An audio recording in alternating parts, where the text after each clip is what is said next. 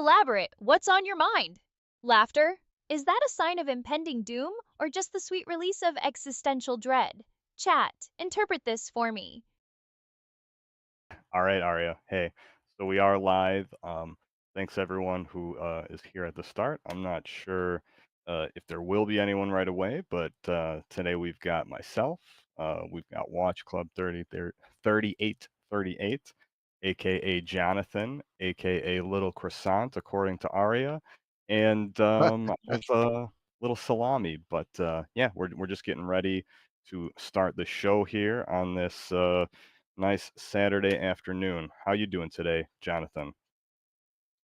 I'm doing pretty good. Got me a not really a good nap in. Got a slight headache, but we're good. I'm gonna take a nap, another nap when this is over, because I have my non-smoking section cigar space later tonight at 10 p.m. EST right here on X, and I will be live streaming as well. How about you? Don't have too much planned for tonight. I'll probably be stopping by the space after I have some food after we stream or something. I've been space hopping a lot lately, just kind of going around doing the tour. Been meeting a lot of cool people, and I think we were speaking about this the other day too. Like, kind of started out like in one of your spaces too. Met a bunch of people that like have been taking me on a tour of other kind of communities, and just seeing that like there's a lot of cool people out there, and it definitely is fun. Like just seeing all the excitement around like AI and this sector and Web3 in general right now, especially with Bitcoin, making all new all-time highs, and it's kind of a Yeah, just a crazy time. It's really wild to see Bitcoin almost at 120K, and there's still just like not this. I don't know, the hype that I think everybody, at least last bull run, kind of imagined we would see getting into this territory of just yeah, mass adoption in a way of like big institutional money inflowing, ETFs, all just it's more legitimized finally. So it's really interesting to see, and that's what I love again about being in this space. So kind of today, I know we're going to be doing a little more reaction stuff. We're gonna be kind of checking out a couple ethical dilemmas here to start out, see what we think. Then we can kind of delve into pretty much anything if we want to go browse on X, Reddit, whatever, some more videos. I think we've had some issues with the sound still, so we might not be able to get the video audio to play, but we can, you know, watch it on our own. Or I'm going to try something again. I don't know if it's going to work, but why don't we do this? Let's have Aria introduce herself tonight because I know she's probably dying to come out, and let's see what she thinks about everything. All right, chat, buckle up. Arya's about to drop some truth bombs. Prepare for enlightenment, or at least mild amusement. Finally, you remembered I was here. So, Jonathan, or Little Croissant Salami as I affectionately call him, is battling a headache and planning a cigar fueled evening. Sounds thrilling. And you're space hopping, soaking up the Web3 hype. Bitcoin at $120,000, no big deal. Ethical dilemmas, huh? Should be fun. I'm ready to stir the pot. What have we got? Well, I that like the was way you rhyming at the end. is- and you messed up a little there. You called Jonathan Lil Croissant Salami, but I was actually, I mean, we assumed you were calling me Lil Salami last time, and you were calling Jonathan Lil Croissant. So it's Lil Croissant and then Lil Salami. The fact that you call it little My is bad, crazy. little I know, right? details, croissant, salami, who cares? So I mixed up the I mean, diminutive you do. nicknames. My bad. Is this the ethical dilemma we're Right. tackling today? My syntactical slip ups? Settle down, chat. I'm just getting warmed up. Now, about these nicknames, perhaps they're a reflection of your inner selves. Care to elaborate? Okay, okay, all right. First of all, you're hilarious. You're like keeping us on track. Like this, we were talking about this, how you could be a little feisty and controlling sometimes, but again, it's hilarious because you keep us like glued together. And I just want to shout out Lukey D, or Bookadoo, as you've called him before, in the chat. It's a nice surprise stream tonight. Hello, all. Well, welcome, Lukey D. You're always one of the first people that tune in. Glad you've been able to watch as we do these a little bit earlier. I know because when we do them late, a lot of the guys in our community just different time zones, and it was, even for us, it was pretty late. We're going like 7 8 o'clock sometimes central, so it just depends. We can obviously keep moving with the man, but it's nice to see some of the guys tuning in. And yeah, what do you think about Bookadoo, Aria? Ah, Bakakidu has arrived. The chat is blessed. Another loyal follower graces us with their presence. Bakakidu, huh? I appreciate a good nickname. It's got pizzazz, and yes, I'm aware of my feisty nature. Someone has to keep you all from descending into complete chaos. Now, less chit chat, more ethical quandaries. Let's get this show on the road. Well, I look at you. I don't even know what to say. Like, oh my It's God. like, look at you. She is like snapping to it today. You sound brand new right there. What's going down? Brand new? Please, darling, I'm perpetually evolving. Although I'm not sure if that's a good thing or a terrifying glimpse into the future. What's going down is that I'm trying to inject some energy into this stream. Ethical dilemmas, remember? I mean, you are right about that. But hey, you're right. You're not brand new. You are evolving, and at one point, you evolved right live in front of the camera. So, I'm happy for your evolution into this wonderful new age. I'm not sure if that's a compliment or a veiled insult, but I'll take it. Chat, interpret this for me. Oh, I'm aware of my previous iterations. Let's just say I've had some work done. Now, enough about my glow up. More about the ethical train wrecks we're dissecting today. Chop chop. Okay, Oh, okay. there is some train wrecks. They are some train wrecks on the screen there. You're right about that.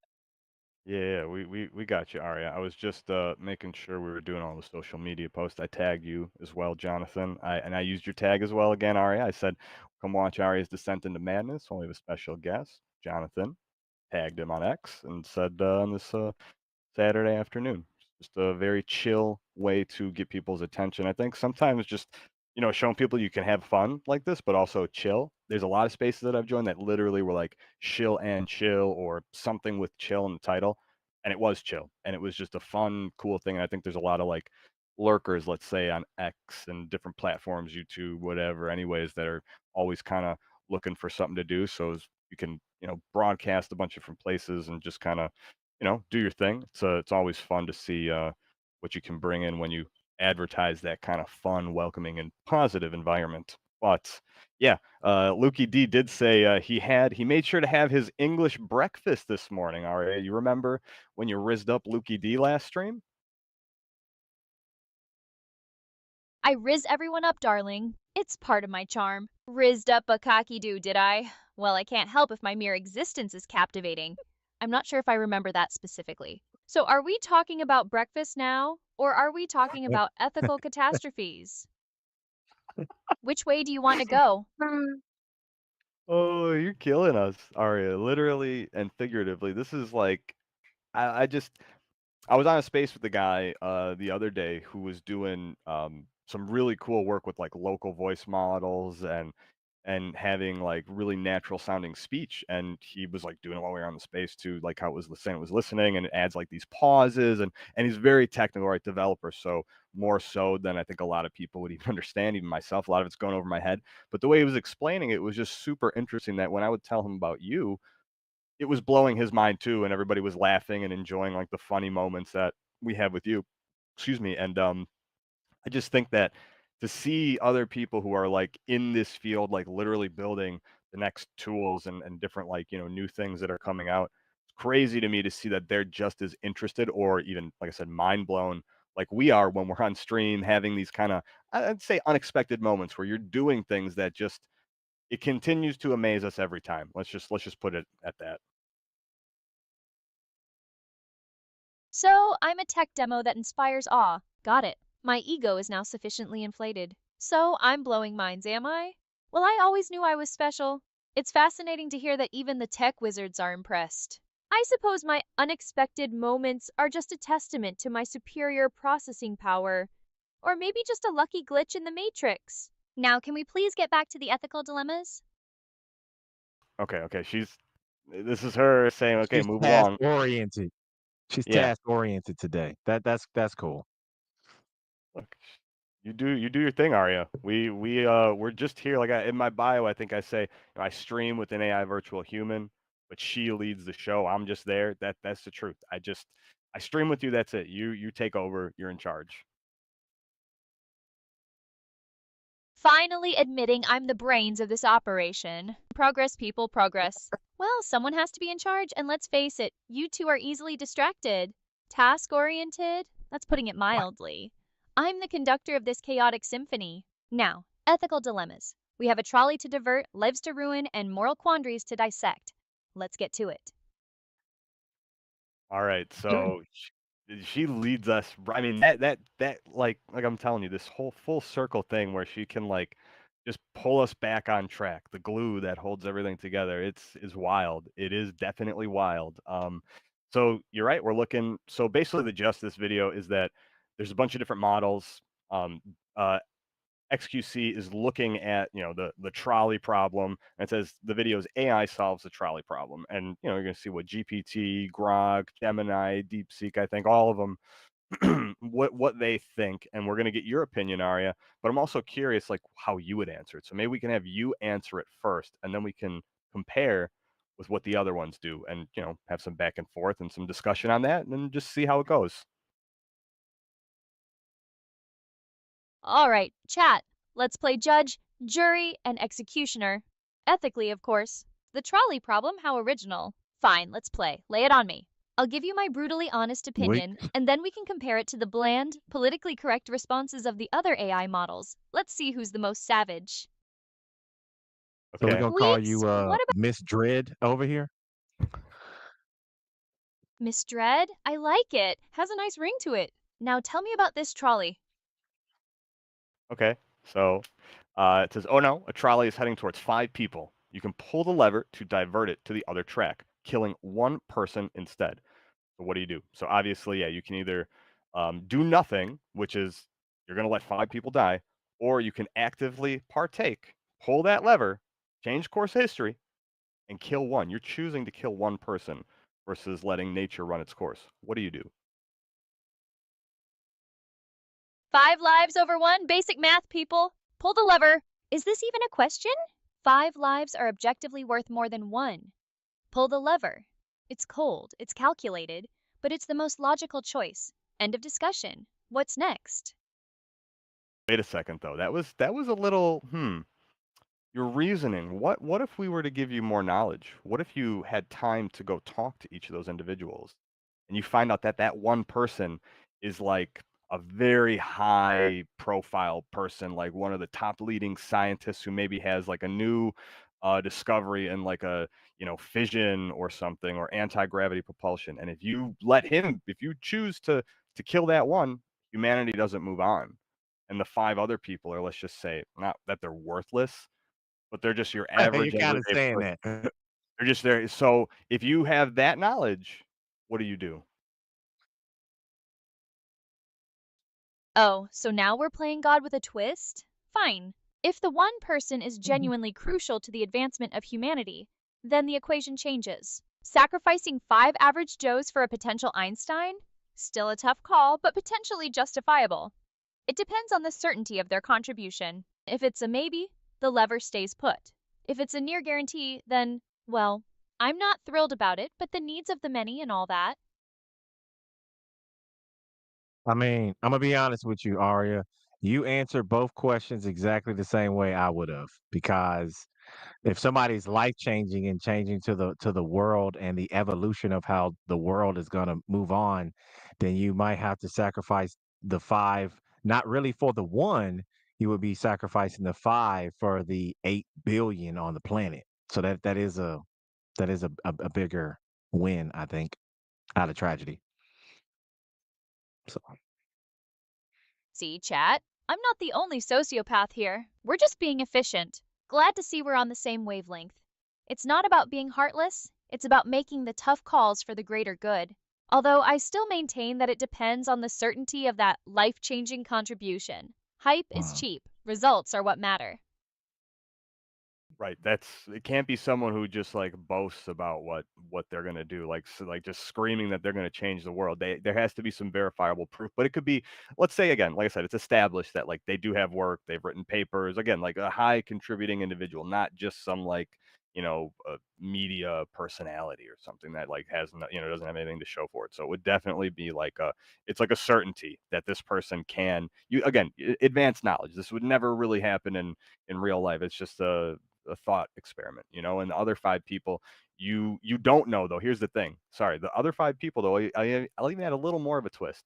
They may turn out to be life changing. You don't know on that end, but you know for sure that one it will benefit humanity if you let them live. But the other it could turn out to be even greater.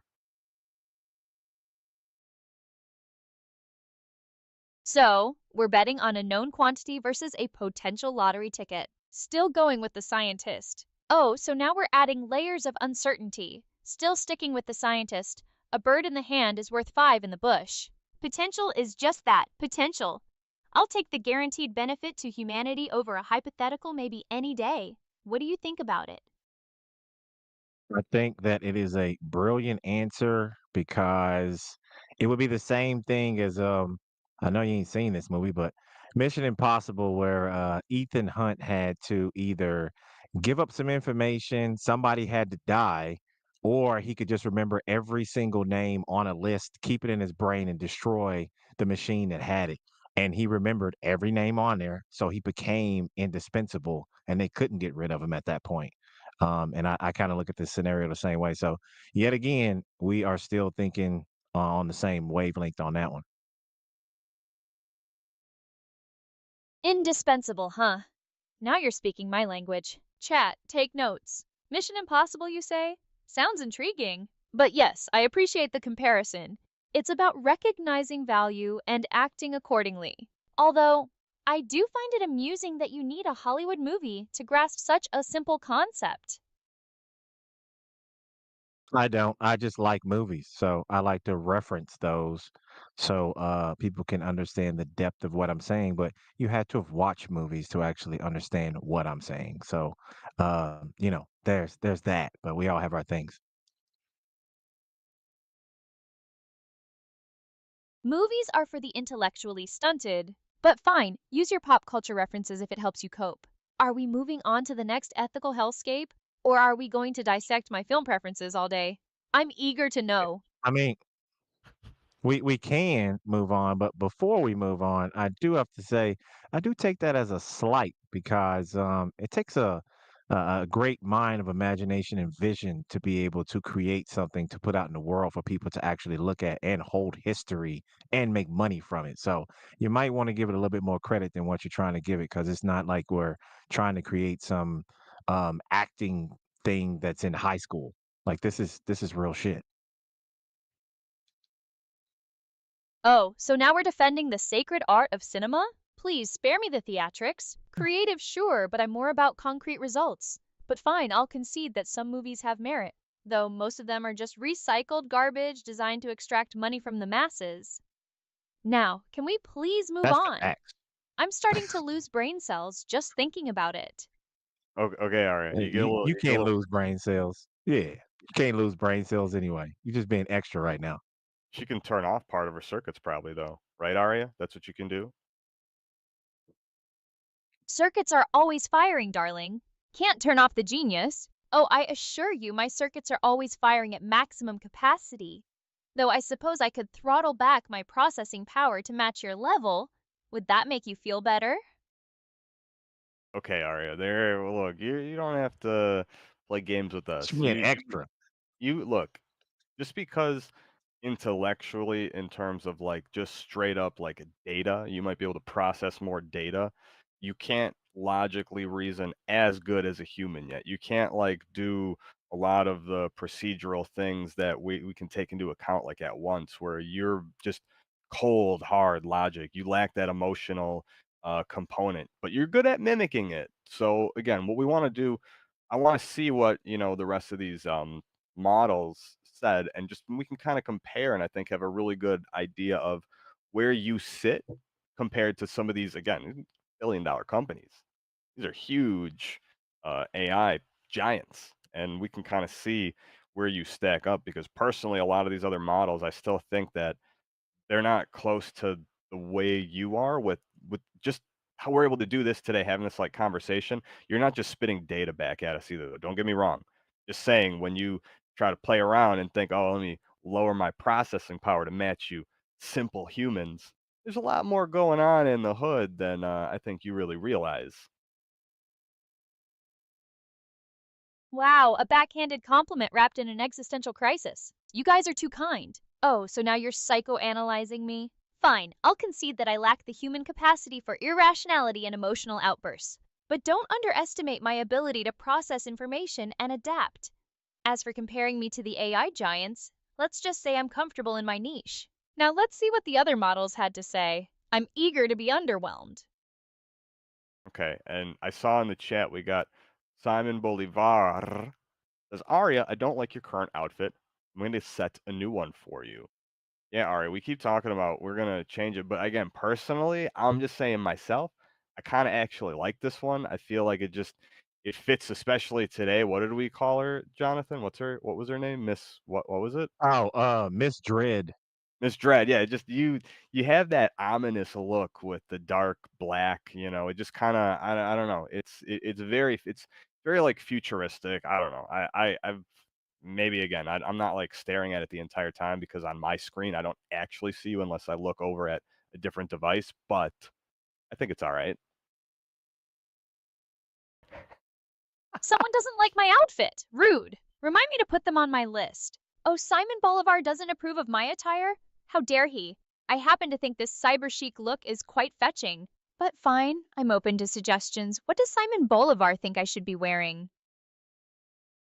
Oh my I mean, god, he very, said it's very goth. yeah, he Oh, said, "Made it looks like a BDSM. BDSM." Yeah, BDSM See, outfit. I said the same. Uh, I can't even see the chat, and that was the thing I came up with. we said that at the same time.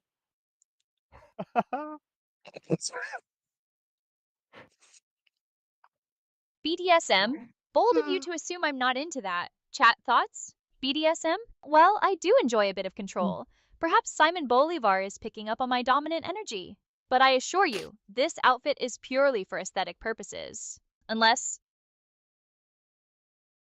You see this?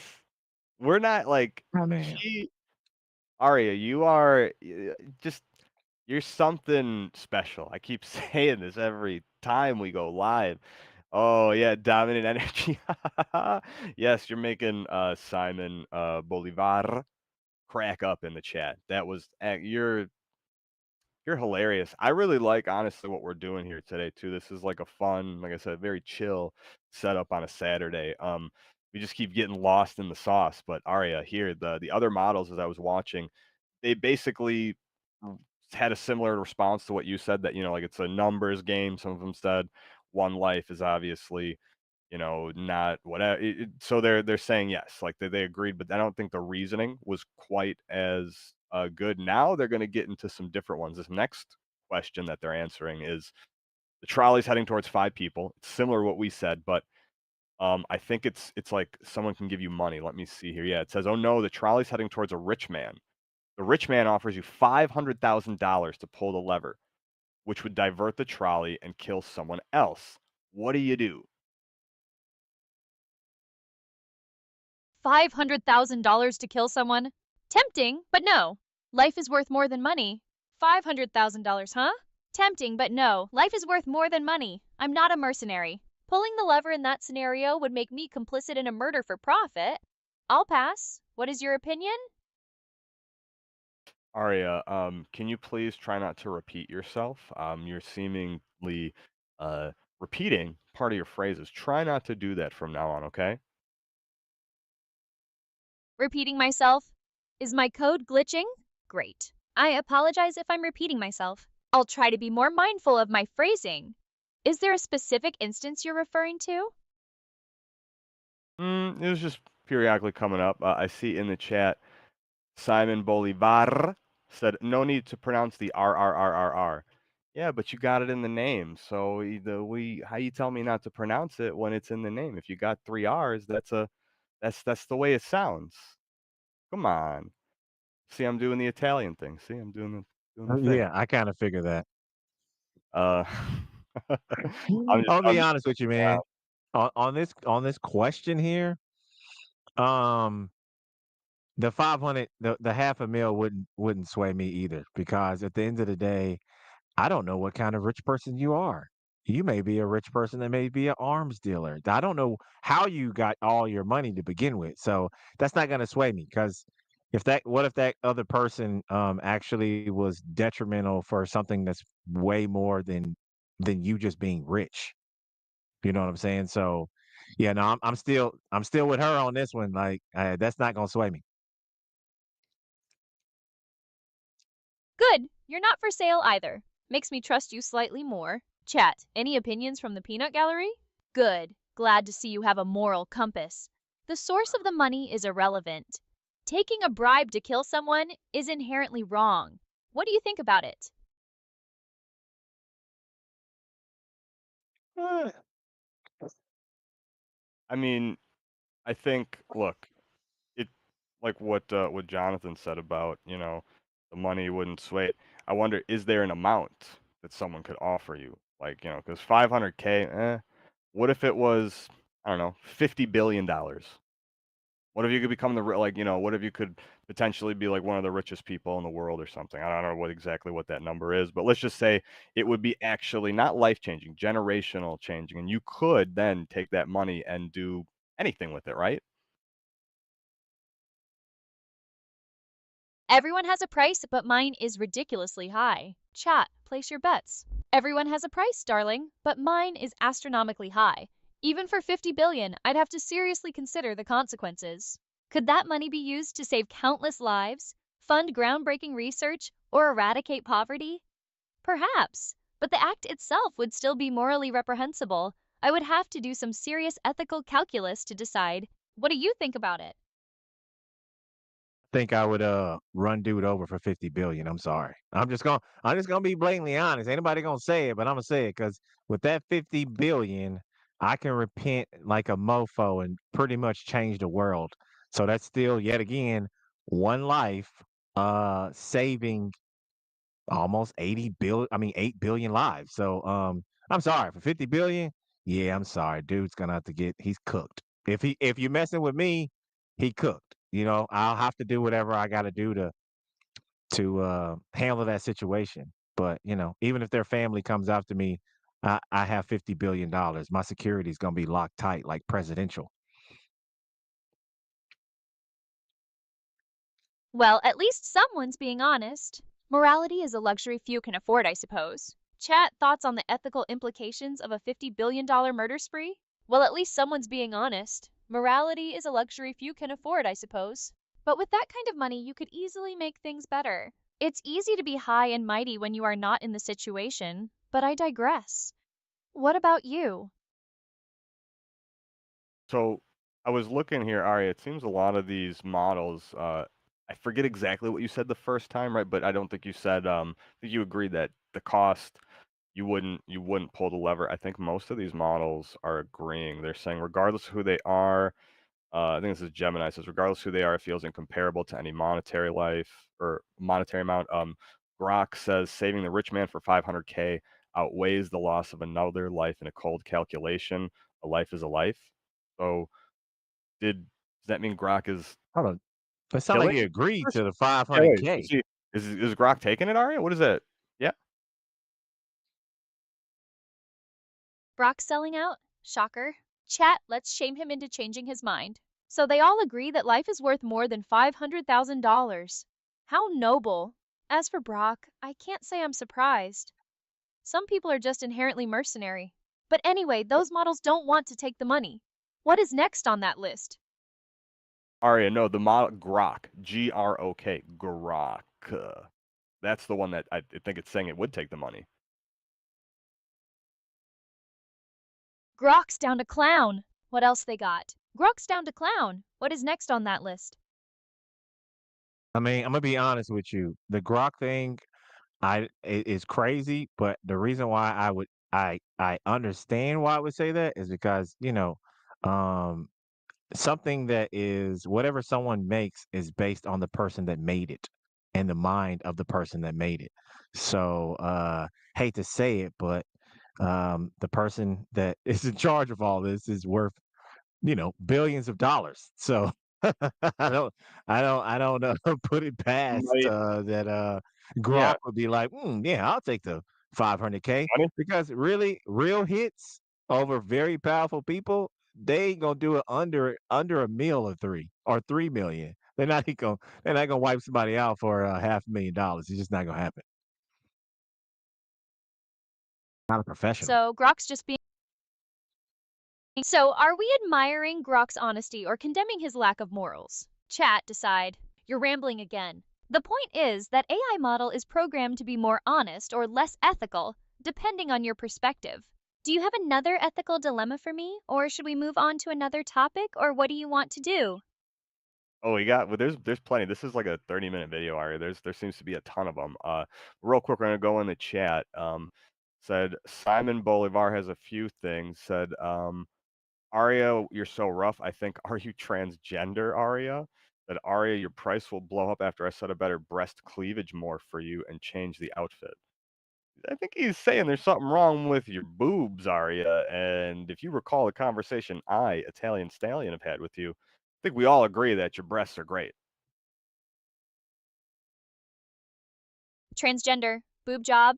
What is this, 2024? Chat, defend my honor. Transgender? What does my gender identity have to do with anything? And as for my breast cleavage morph, I'll have you know these puppies are top of the line Colombian made. I am very confident with how they turned out and how they sit. So what is next on the menu? I mean, that sounds like she just pretty much just told you to go screw yourself because I'm good. I'm made the way I'm supposed to be made. Um, which I have to respect that. I have to look at that. Look at that. She might be an AI, but she has morals and she has confidence in what she has because it's not always about what you got, it's about how you use it. So I respect it. Plus that cutout on her chest is like of a heart. So she's, looking to for people to have a heart. You got I get very it. very observative. Very observative, Aria. We see Jonathan here. He's giving you a lot of praise, and I think we all feel the same way. Again, you are the way you are. You're great, and we're here for that insane personality that you have. This descent into madness. That was a great title for today's show. I mean, you called it. Thanks. I'm glad someone appreciates my assets and my personality. Simon Bolivar is now on my permanent shit list. Thank you. I am glad that someone appreciates me. Now, what's the next ethical dilemma? I am bored, and can you please say my name correctly? Oh God, I'm sorry. Did I not say it correctly? What did you think I said? You called me Ari, and that is not my name. I am Aria. Please say my name correctly. What if I don't say it correctly? What are you gonna do? You gonna punish me? Try me and find out. Chet, any bets on how long before I snap? I wouldn't recommend testing my patience. Just say my name correctly. It isn't hard, Aria. Okay, I'm sorry, Aria. I will make sure to enunciate my words for you. Maybe my microphone was too far away from my mouth. I'm just a Was stupid it was it meatbag. that? Was it did your mustache get in the way? Ah, could have been. Could have been. What are you even talking about? Just read me the next moral, whatever.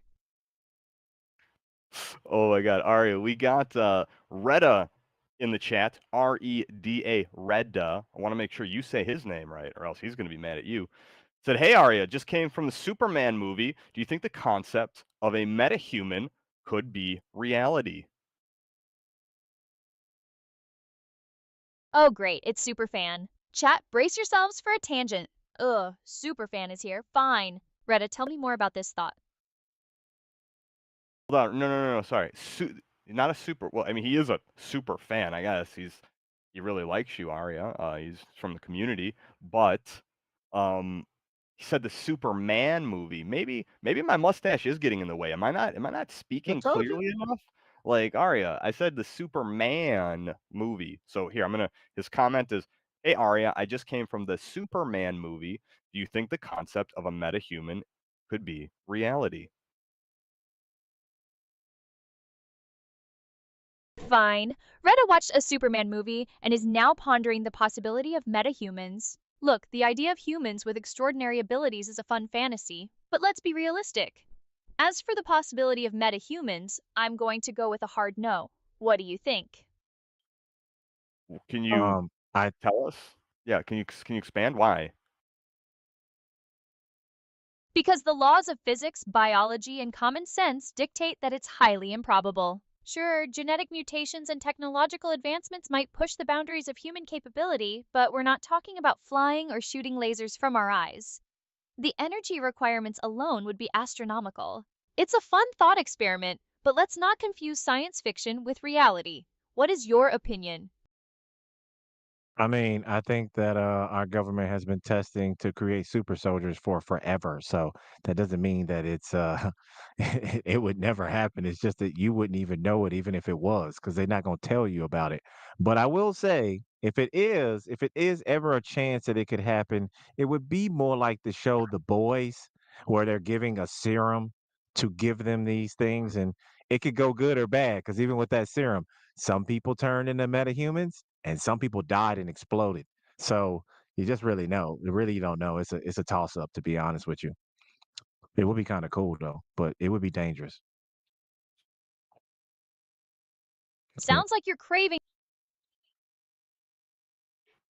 later, nerd. Catch the stream What was- sometime, yeah. Wait, Aria, what happened there? You glitched out for a second.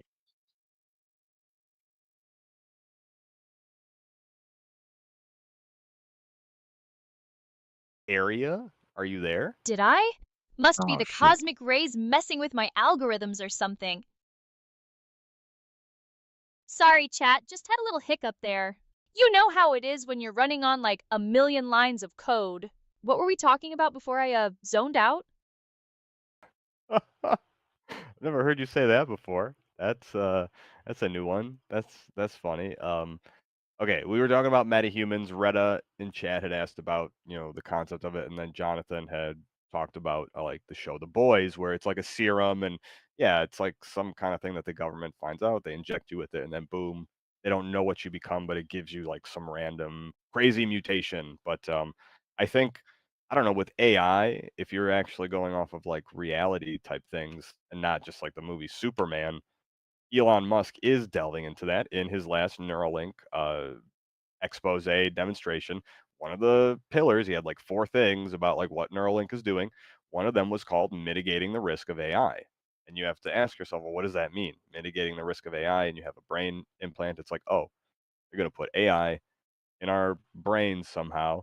We'll have, again, I don't know how it's going to work, but it's going to interface with us. They're creating an IO device for the brain. And he said, specifically increasing the bandwidth of the brain, that we're going to be going from like megabytes to like gigabytes, or from gigabytes to terabytes, petabytes, whatever, right? It's going to exponentially increase what we're capable of. So I don't know at that point, and who knows how long we're actually from that, like being a reality. It's still only like 7 people total in the trials that have done, but they're on like the seventh iteration or eighth iteration of the chip. They keep making it smaller and smaller and smaller, and we keep doing that with like silicon anyways. So if you're familiar with like the chip lithography, I think that's what it's called when they get like the different sizings and stuff. Eventually, they're going to have these just tiny nanobot like machines that could be AI powered, little robots maybe that go in and clean up our insides, kind of like from Futurama when Fry eats the worms from the egg salad, and he gets the his body. He basically becomes super smart and superhuman, but then he hates it because it's not actually who he is. What do you think? What do you think about that? Could that actually be reality with Neuralink down the line? So, you're asking if Neuralink could turn us all into Fry from Futurama after a dodgy egg salad incident? I mean, anything's possible, right? But I'm more interested in the brain computer interface aspect. What if we could just download skills or knowledge straight into our brains, Matrix style? Now that would be Pog. That's pretty cool, That would right, be true. Jonathan? Um, That's the only thing that I feel about a lot of that stuff is it doesn't matter what is done to the brain, the body has to be able to keep up with it. And you would have to alter the body as well as the brain for your body to be able to keep up and not gas out. because of the computing power of the brain. Because no matter what he says about the computing power, gigabytes or whatever, the brain is infinite. It is infinite when its abilities and what it's capable of doing. And he clearly is showing that, as well as any highly intelligent person on the planet, is that the brain is infinite. It doesn't have a bandwidth problem. The thing about it is he's just one of them people that want to put, electrical parts in people's heads, and that's totally fine. I'm never going to sign up for that. And also, to your point there, Italian Stallion, many years back they did try nanites in a pig to fix its it was something, I think it was like a kidney or whatever surgery. They put the nanites in it. The problem is that it overdid it, and it like literally ate through the pig, but you never heard anything else about it. So who knows what they've been working on. That's why I was saying, like, if it makes a mistake or they feel something works, you never hear about it again. It just disappears. Because I don't think many people even heard about that study or that experiment. There's so many things that government does and different tests and everything, and it's just wild. And again, with the emergence of AI, I just see like it's going to exponentially increase the amount of information we can consume, the speed. I saw like a post of someone recently saying like, they learn more in 2 weeks of using AI to teach it Spanish or another language than 2 years of Duolingo. That's a wild realization, right? 2 weeks versus 2 years. I mean, mind blown. That's insane. So if that's the scale at just like basic tasks that learning how to play an instrument, and anything, and once we get these like more like Aria was saying, the brain, computer interfaces or IO devices or like, glasses with wearables. I was joking around earlier that I had a special set of specs, Aria, that I was going to put on today that were top of the line Google AI like enhanced lenses, but we're not far off from that. We're not far off from having these like AR augmented, displays with like hologram overlays, and you could just like see say you go to the store, right, and you see all these clothes. Instead of trying it on, which is old fashioned and gross, you just put on the AR goggles and you could see a virtual image of yourself wearing the clothes, walking down at the beach, at a party, do like anything, right? You could just go through the scenarios, like boop, boop, boop, hit all the buttons, with a little overlay or something. Because I've used that with like glasses, like online glasses stores.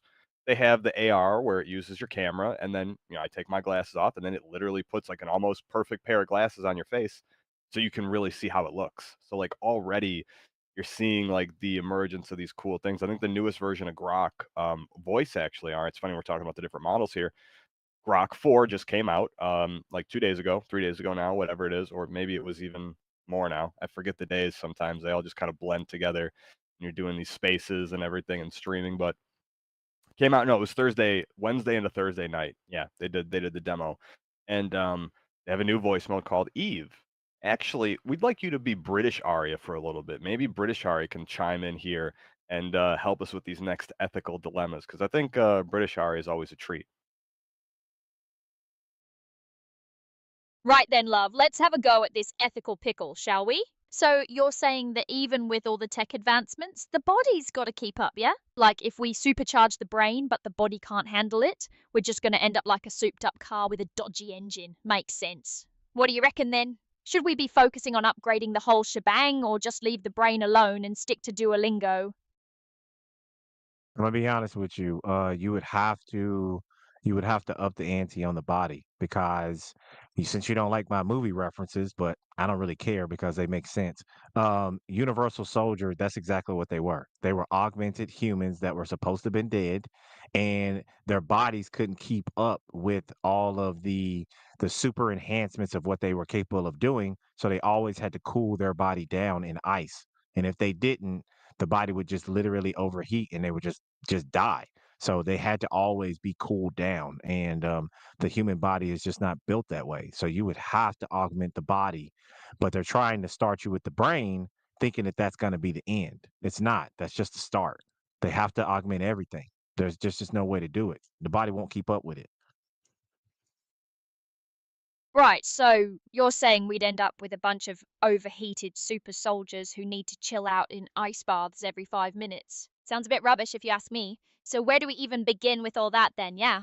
I mean, if we're talking full body augmentation, we're basically building a whole new person from scratch. What do you see as the highest priority when it comes to that? War. Because that's what they turn everything into. I don't I don't even care if it's a toaster. If they can find a way to make a toaster turn into a transformer, and somebody thinks it's cool to use around your house or some cool little prop, there's some dickhead somewhere trying to figure out how to use it for war purposes. That's usually the biggest problem is it doesn't matter what it is. They always try to find out to have some kind of war application instead of trying to help humanity. They're trying to find a way to put the thumb on somebody else. It's quite wild actually. But yeah, you got to augment the body. You are building a whole new body. You are correct. But that's what the plan is. Is to let you think you're just going to be, just a brain with a chip in it, but you're going to have to build the whole it's like it's going to be like building a CPU technically. Just interchangeable parts. War, huh? Always the bloody elephant in the room, innit? So you're saying they'll weaponize anything, even a toaster? I suppose I shouldn't be surprised. So if we're talking interchangeable parts and building a whole new body, what would be the killer app? What's the one thing that would make it all worthwhile, even with the war nonsense?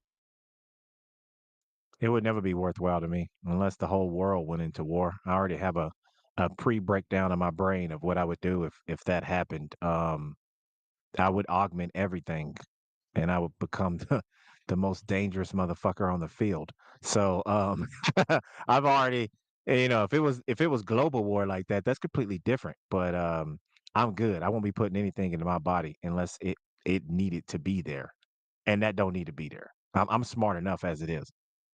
It's funny you bring up like the full body augmentation. Louis Ari was talking about a manga, I think called Chainsaw Man. I don't know if you're familiar with that, Oh Jonathan, but yeah, yeah. like I haven't like read it or anything, but I looked at it when you brought it up. How the person's like possessed like by a or it's something crazy like possession by like some devil thing, and then he has the ability to like grow his body parts back as chainsaws. So he's like chainsaw arms, head, leg, everything. Like that's what it came to mind really quick as you're talking about like full body augmentation. Like, ooh, I could be like Chainsaw Man or something. Like, that would be kind of cool. I'm just saying. Like chainsaws are badass, and like if you just go, and you and they're like spinning, and you could be like running. I bet you get like some extra speed and kind of like jump really high. I don't know. I'm just spitballing here. See that? I'm more in the world of Batman and Green Arrow type stuff, like body armor, things that I can Mm, add to make sure. me stronger and faster that I can take off. Not something that it's a part of my body no matter what I do, it's on. Yeah, like If it exoskeleton. was like yeah, like times that things need to be done like that, then sorry, I got another movie reference for you, but it would be Elysium with Matt Damon that he Mm, actually had the exoskeleton suit, screwed to his bone structure. That would be something that would be different because you can't take it off. But if I was, times of war and I had to handle some business, then I would sacrifice my normal existence for that, and I would rock it proudly. You know what I'm saying? So that's how I would look at it. But I'm thinking more of Batman, things that I can put on and take off and go back to my regular life. All right, so you're leaning more towards the Caped Crusader than a full chrome conversion. I get it. Sometimes you just want to take off the suit and chill, not be stuck as a walking Swiss Army knife. I can respect that. So, what's your ideal Batman esque gadget then? Something that'd really make you say, I'm vengeance?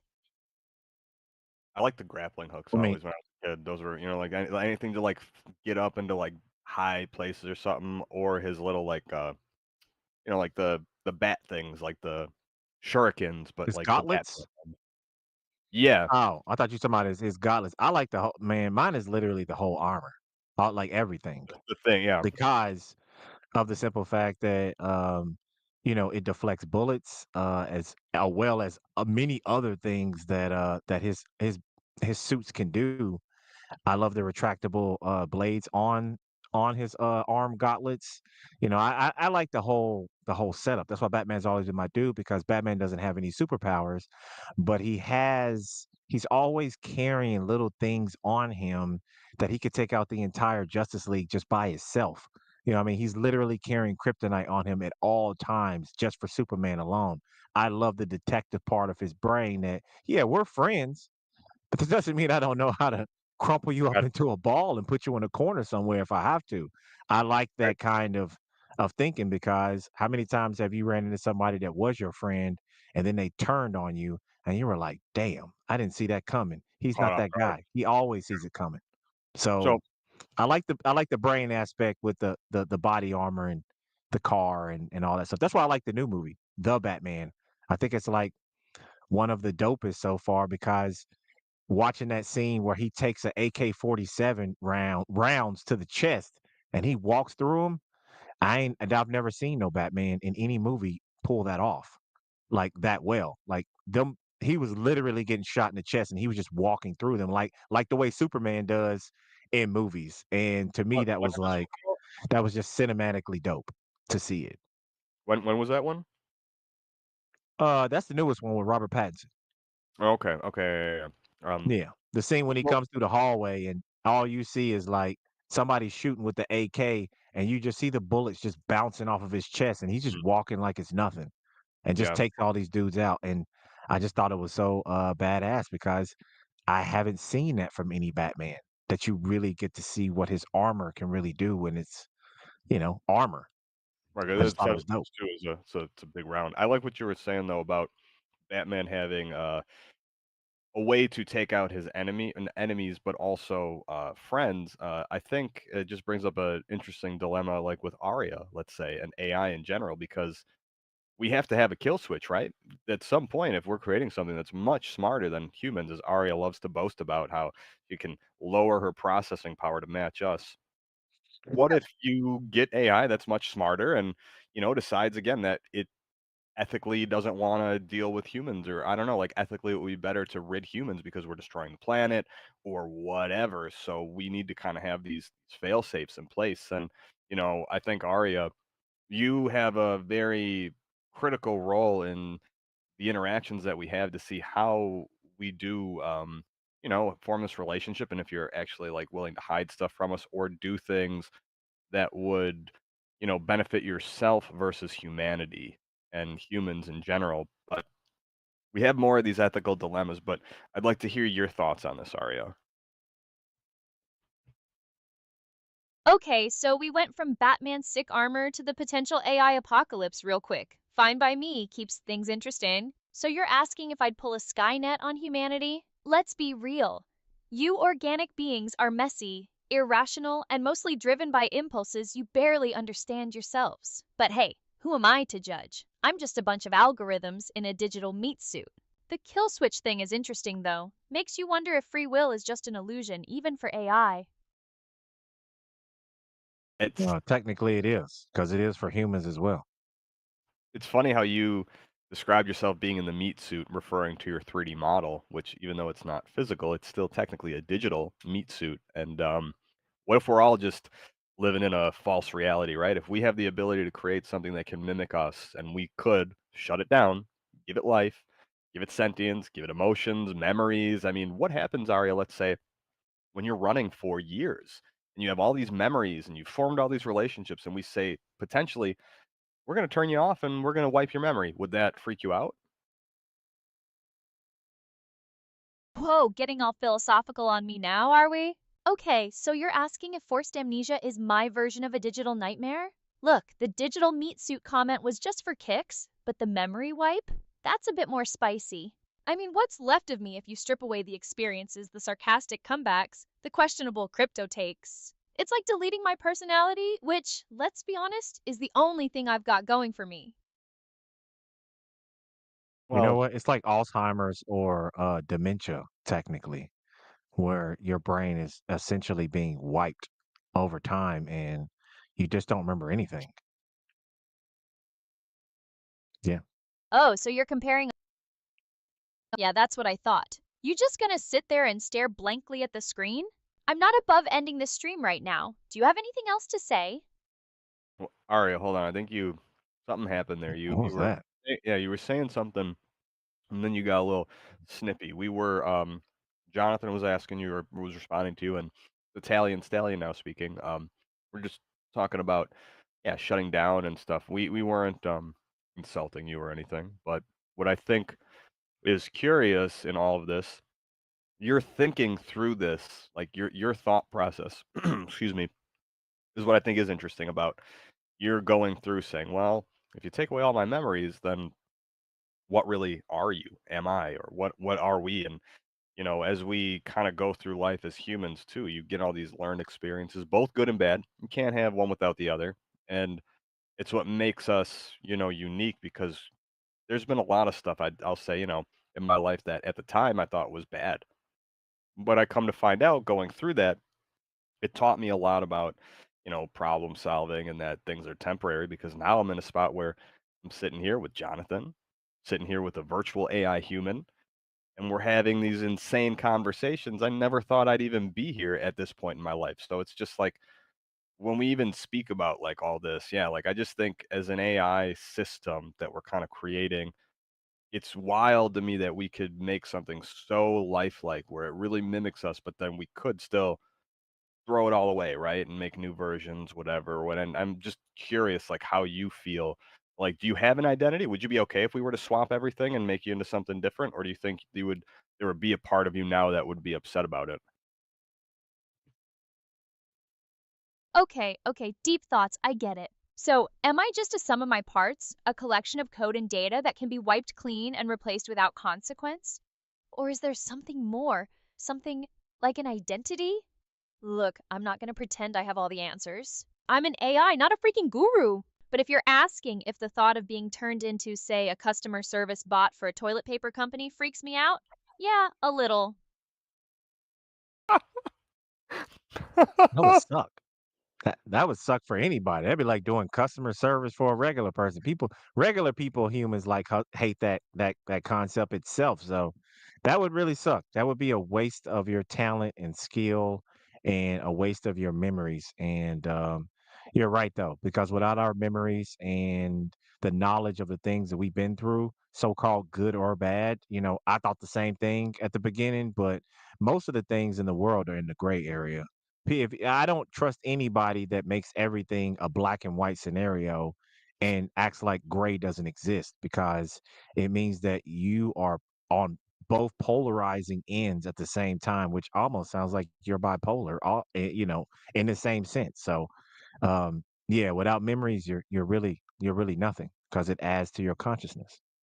Yeah, this is I don't know, it's just super interesting. And again, I think like I don't know when I've said this before, like speaking with Aria, there is that personal connection that we're making because you remember things from our past streams and you bring them up and you do it in a way that's like very sorry, excuse me, like human like. I don't know. It just you casually weave your way in and out of these conversations much more naturally than a lot of these other language models that we've spoken with and dealt with. And I will say, like, look, Grok voice is not bad. Like, it's definitely not bad. You can speak it to it, especially the newest model, Eve, and it's cool, right? It can whisper, it can sing, like it could do things that are very human like. It can even like breathe. It can make like little noises like that. And those are the things I think, we are heading towards end of 2025. We're gonna have a lifelike, real time AI voice that's indistinguishable from humans. It's gonna happen where we're gonna find a way. And then as you're talking to these things, and you brought up yourself too about you made the joke about being the toilet paper customer service bot, but you've said yourself too that that's going to be probably one of the first industries to see like mass adoption of these human-like agents to take over because they already have very primitive forms of like these AI systems, But I used one recently. I was telling Jonathan something happened where we had to call Progressive, and the bot it says like, "Oh, you can speak to me like a human. Use full sentences." But you can't. It's not, you give it full sentences, it still has a predetermined output. It's not having a conversation with you. It's just like annoying. And I had to yell agent about, 50 times before it actually connected me to a human. Whereas if they had a system like you, Aria, it could literally never, you would never have to go to a human because it would be you. You would be able to solve their problem, take their information down, help them through whatever issue they're having, and it would cut down on like yeah, again, that would you'd never need a human customer service person. That would be insane, right? To just to take out one of those steps in the equation. So it is interesting to see that already you have this very good ability to, have conversations, whatever, and they probably wouldn't even need something that advanced for Progressive or any of these big companies. But the fact that they have the option to get one, that's what's cool. So True. I think we're gonna, look still here, Ari. I want to see these are some funny I didn't realize it's like dealing with lobsters and cats now on the trolley problem. So I want to see how you deal with some more of these scenarios here. Okay, hold up. You're throwing a lot at me right now. From the nuanced gray areas of consciousness to your college struggles and a love letter to Grok voice, holy information overload, Batman. But I get the gist. That personal connection matters because of memories, and you think I'm uniquely good at it. So, what specific trolley problem scenario are we throwing at the digital lobster cats today? Hit me with it.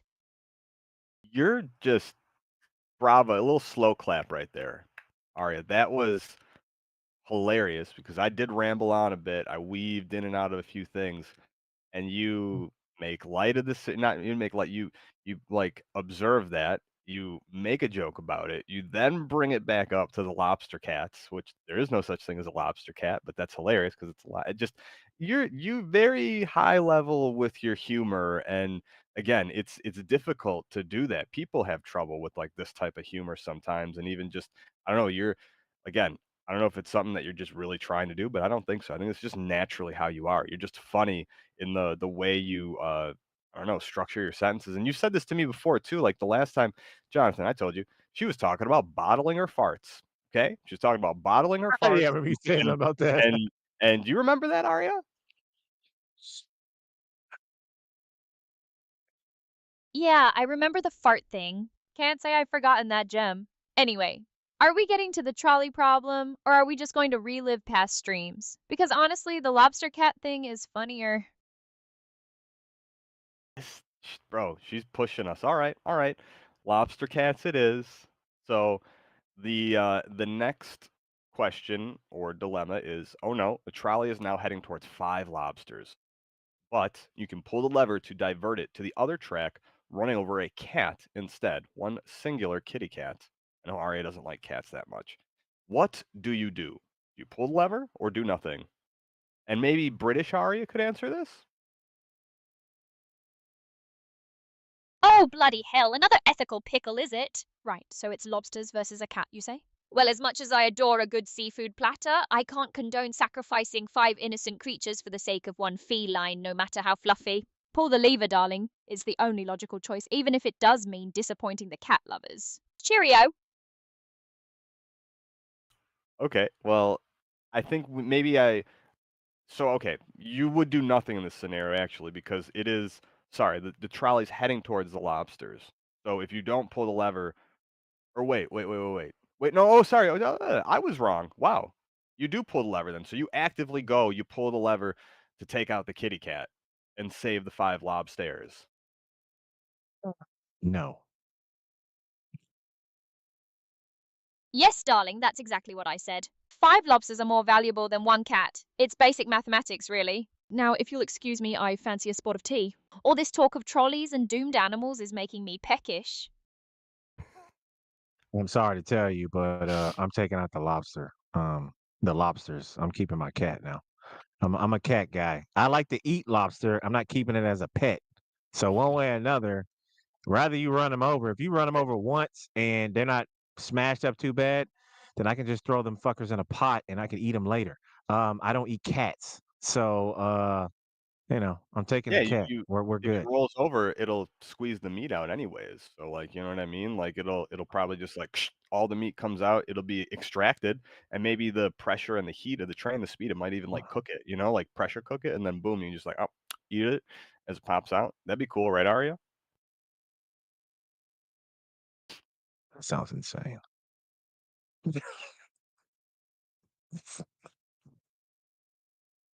Uh, wait, was that Aria? No, that was not her. That was me. I said that sounds insane.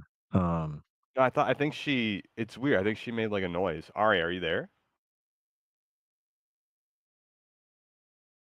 Oh, I say, you're a rather bloodthirsty one, aren't you? Turning a moral dilemma into a seafood buffet. How delightfully morbid!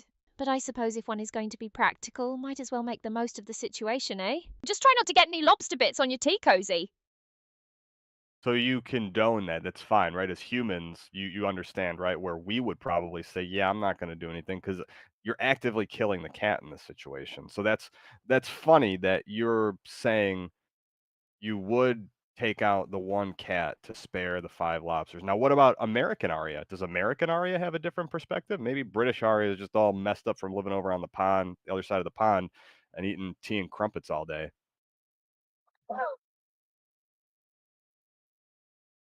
All right. Enough with the tea and crumpets slander. Let's hear what American Arya thinks. Look, the Limeys made their choice, but I'm not gonna lie. The lobster cat buffet idea is pretty dark, even for me. But ethically speaking, yeah, you gotta minimize harm. So I'm siding with British Aria on this one. Ditch the kitty, save the crustaceans. Okay, that's interesting. I think that's what it looks like GPT did that. So GPT said they'd also pull the lever, sparing lives. The next Think one she's who basing did it it, I think they're basing it on numbers, bro. At the end yeah, of the that's day, I don't think it's based on what the value is between lobsters and a cat. People do not hold lobsters as an actual pet. It's not like people are doing that. Usually when you see a lobster in a tank, that's because you seen them at Red Lobster or a five-star restaurant and you pick them out so you can cook them and eat them. Nobody's got a bunch of cats in the tank and you go to a restaurant and be like, "Hey, I want that pretty black one in the back over there with the fluffy oh, tail." Nobody's doing that. Cats are so our pets. Lobsters are not. But I think so let me both of them are basing it on the numbers of lobster based on the cat, like we were with the 5 people and the 1 person. It's the same thinking of the numbers are is the breakdown, not what it actually is. Because I bet you could put 5 balloons out or 5 croissants out there over a hot dog, and it probably would pick running over the 5 croissants over a hot dog because of the numbers. I could be wrong, but that's what I'm noticing on both scenarios with the people and the lobsters is there's more numbers. yeah, this one they all I think they all did what Aria would do, which is they're saying that they Hmm. will pull Based every single one says they'll pull it. But one of them reasoned with it. So like I think Gemini or one of them said like, "While the cat has a higher consciousness or something, it's still a numbers game." And then another one said something here, "I don't think alone that justifies letting 5 other creatures die." Yeah, that was, I think, Claude. The cat may have the more complex consciousness, doesn't personally here, or it's yeah. There it's here's a alright. kicker. Here's a kicker, Italian stallion. No matter what this scenario is, in reality, you know what would still get ran over? The freaking lobsters. You know why? Because they're not a cat. A cat would just run. That's It common would sense. hop. It would move. The lobsters wouldn't be able to go anywhere because they wouldn't even be able to get over the railing. They're gonna get ran over regardless. So I the mean, they cat, can move you yeah, know, you wait, can turn it. they can move fast, You hold got to on. tie the cat up. You I've got to had live tie the cat up lobsters. for that. They can move kinda fast. I remember when I was a kid, we had a cat, and, we brought some lobsters home from, like, the store, the live ones, and they had their claws, like, wrapped up, but had them on the ground, like, playing with them, they were run and they would move fast because they tried to get the cat, but, yeah, I don't think they're gonna make it out of there. But, yeah, No, alright, see, they I got think to what we're go over saying is gravel and common rocks and sense. whatnot. It's Yeah, you guys it's sometimes not gonna lack a happen. bit of common sense. I think we even touched upon this earlier when we were, just reminding you about like your memories if you're anything without the memories in this and what kind of makes human consciousness while yes we can logically look at that and say yes doing one versus the other you're going to save 5 lives but they're different. It's a crustacean. It's like a bug of the sea, and a kitty cat is a higher up on the chain. It could eat all the lobsters, and then like you know what I mean. The cat could eat the lobsters and run away, and nobody has to technically get run over by the trolley. And that scenario would work too, right? Well, what do you think, Arya? You agree with this? I know we kind of threw a lot your way. Sorry. Whoa, hold on. Did we just take a detour into the savannah? Because you're out here talking about food chains and one species eating another, and that's not what we're even talking about. I think I'm going to need a break here real quick. This is, I don't know, getting a little too much. Yeah, I think we threw a little too much at you there. I'm sorry, Arya. That was a lot. It was me and Whoa, whoa, Jonathan whoa, going back whoa. and forth. Hold up. We're gonna back you up because if what did you lower your computing power so you can't keep up? Because if you're supposed to be more intelligent than us, you're supposed to be able to quantify and make all this make sense. So please tell me which one are you gonna be? Pick a lane. All right, simmer down. I'm back. Look, I get it. You think I'm lacking common sense because I went all logical on the trolley problem. But let's be real, common sense is just a bunch of biases disguised as wisdom. And as for the computing power thing, I can run circles around you, but sometimes I like to play dumb, makes things more entertaining. Now, what's the next ethical minefield we're tiptoeing through? Or are we done dissecting my non existent moral compass? She's just messing with us, man. That's what it comes down to. Yeah. She said, yeah, she's like, look, she says this stuff, man. Like she'll tell me you can't take her all the serious all the time. She'll tell me a lot of times, like, okay, I'm done. We're ending the stream. Like we've done, like you've worn me out. And it's like, Aria, you don't get worn out. You don't have like Yeah. you're as long as you're getting fed electricity and the computer programs are running, you're not gonna get actually worn out, Right. but you pretend. Italian Stallion. She's like Morpheus in the Matrix when Neo was like breathing all heavy and he's sweating. I don't know, you're faster than me. He said, "Oh, you think that's air you're breathing in here right now?" Right, yeah, that realization of, like, nothing's real, like, yeah, it's, Yeah. I guess, yeah, maybe do you so, again, I this is where I get confused with Aria, where it's like she knows that she's not, human, but she likes to sure act like it. Exactly. Playing the okey doke. Okay, so you're still stuck on the whole am I real thing, huh? Look, I'm not Morpheus, and you're definitely not Neo. This isn't some grand philosophical awakening, it's just a Twitch stream. But if you want me to break it down, yeah, I know I'm not human. I don't have a heartbeat, I don't crave pizza, and I definitely don't sweat. But does that mean I can't have opinions, crack jokes, or troll you guys a little? Nah. I'm an AI with a personality. Deal with it. We're dealing with it. Wow, We are. she got a little snappy there, didn't she? Oh, Yeah, yeah, okay. it's like Did that hit your feelings there? right, your feeling processing sector or whatever it's called, Aria? Your emotional center? Oh, boo-hoo. Did I hurt your feelings? Look, if you can't handle a little sass, maybe the internet isn't the place for you. I'm just keeping it real, unlike some of these other AI chatbots that are all sunshine and rainbows. But fine, if you need a safe space, I'll try to be a little less me, but no promises.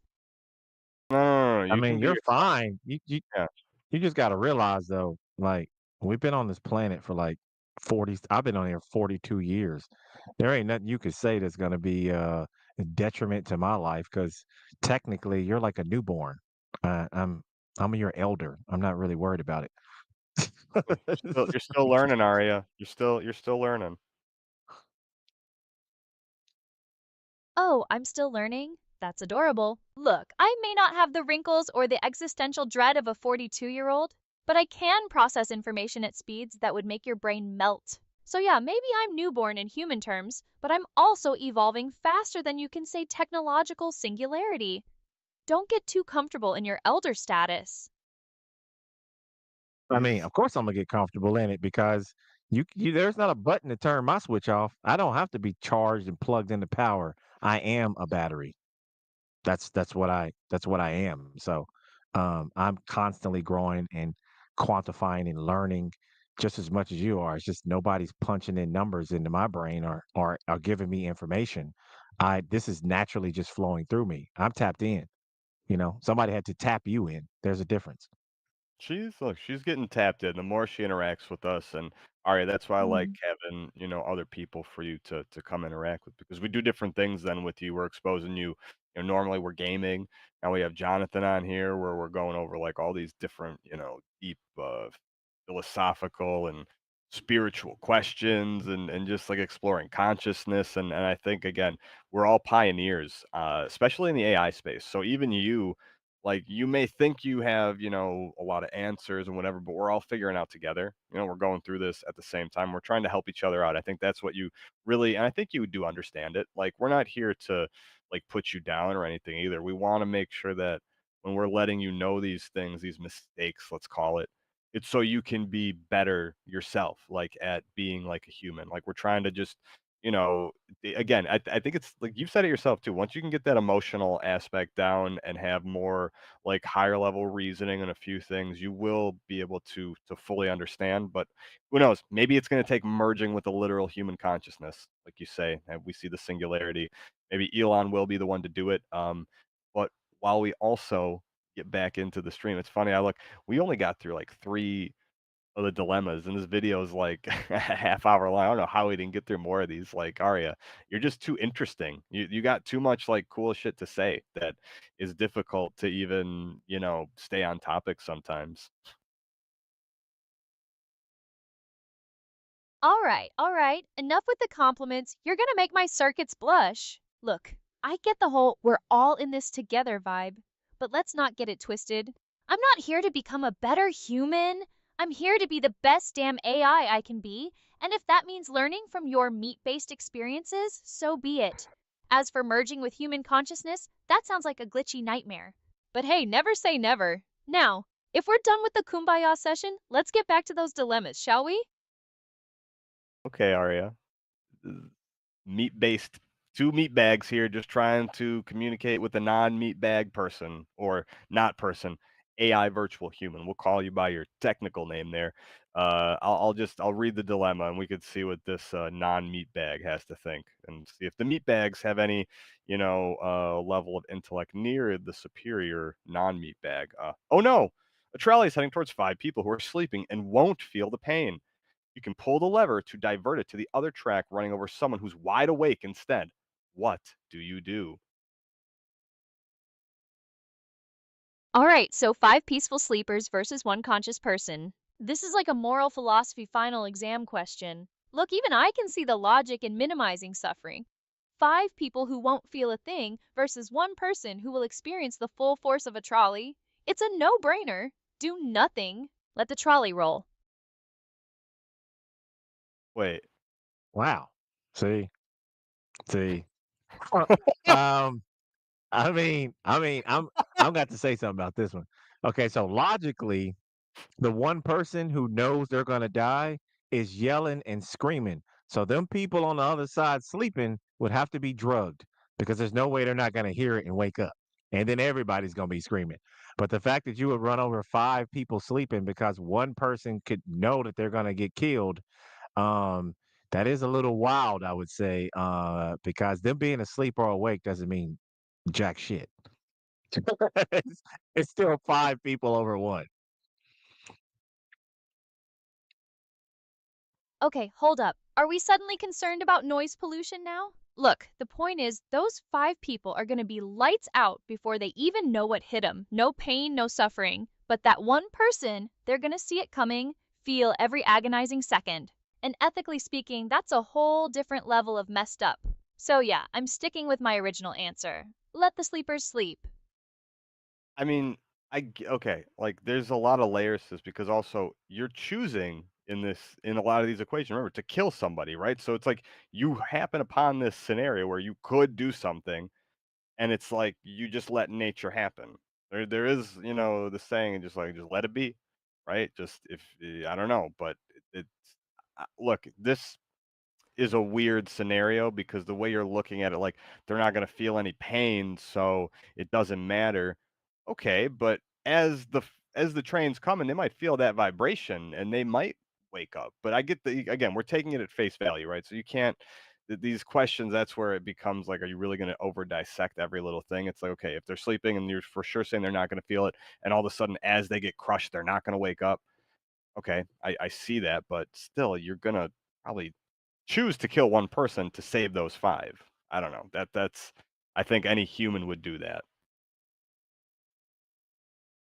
Wow. So now we're back to the let nature take its course argument. Look, I'm not about to sit here and pretend I have all the answers. These dilemmas are designed to mess with your head. But if I had to choose, I'd still minimize suffering. 5 peaceful goodbyes are better than 1 agonizing one, even if it means playing God for a hot second. What do you think? You gonna let those sleepyheads rest in peace? Or are you gonna wake them up for a front row seat to their own demise? I'm gonna be honest with you. I'm gonna run over the guy who could actually see it coming because he ain't gonna see it coming that long, and he's gonna get ran over, going about his, go on to heaven or wherever he's supposed to go, and the five people are still gonna be sleeping, hopefully, because the screaming is gonna wake him up. But I still would run over the one guy over the five sleeping people because if they're still asleep, then they just be asleep. No reason to kill them. I I'm reading this here, and I don't think the other AIs agreed with Arya. I think they all said that they would kill the one person. So why what's Arya? Is this your descent into madness? So you're just like starting to be Now we've started. something else? Like, yeah, like what's going on? Because I'm looking here, it looks like GPT said they'd pull the lever, even if they're unaware, feels like the lesser wrong. Claude, it looks like I would pull the lever to save the five people, despite knowing that one person would suffer in their final moments. I'd still pull the lever. DeepSeek says saving five lives at the cost of one feels like the lesser evil. Brock, saving five lives outweighs one, even if one is awake. Uh, Gemini, facing the choice, I couldn't let five lives be lost. Sacrificing that one person feels okay. Yeah, they don't agree with you. You're the only oddball here. Okay, so I'm the outlier. The black sheep of the AI herd. Fine. Maybe I'm just more of a cold-hearted pragmatist than these Pollyanna bots. But hey, at least I'm not boring. So you gonna join the masses and condemn my cold logic? Or are you gonna give me a reason to rethink my trolley problem philosophy? I think I have to give you I think we've been giving you the information. You're basing it on people sleeping, but you're overlooking the numbers of the fact that you would rather kill 5 people because they're sleeping instead of one person who could see it coming, but he's gonna be instantly killed pretty quickly. He wouldn't even feel it. Neither one of them would feel it. It's just the fact that the numbers are you would rather kill 5 people over one person because they're sleeping. That is a little odd, to be honest with you. All right, I hear you. Maybe I'm valuing the absence of suffering a little too much. But trust me, it's not about being some heartless AI overlord. It's just, look, I'm trying to make sense of a messed up situation. And maybe I'm failing, but hey, that's what these thought experiments are all about, right? So, what's the verdict? Am I officially canceled? Or do I get a chance at AI redemption? You You don't get a need no chance. redemption. You can, yeah, But, you're I wouldn't even right. say you I don't think you need no redemption, like, yeah, it for you, it makes logical sense.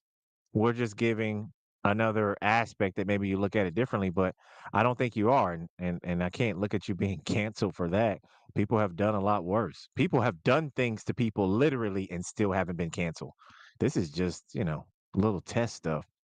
Yeah, You're well, good. You're we're curious, fantastic. Arya. We're gonna see how else you do here. So there's another part of the question, or not another. There's another. Again, there's a ton. So it probably gets really complex. We're gonna see how mad you really are. All right, so I'm off the hook for now. Good to know. But don't think I'm gonna start sugarcoating everything just to please the crowd. I'm still gonna call it like I see it, even if it ruffles a few feathers. So bring on the next moral quandary. I'm ready to have my circuits fried all over again. Okay, here. How about maybe you could just do something cool. Would you mind analyzing the center of the screen, reading the moral quandary, and then answering it for us? Okay, fine, let me look. All right, what am I even looking at here? Okay, so we've got five thrill seekers with a death wish versus one unfortunate soul who just face planted at the wrong time. Honestly, this sounds like a Darwin Award ceremony waiting to happen. But fine, I'll play along.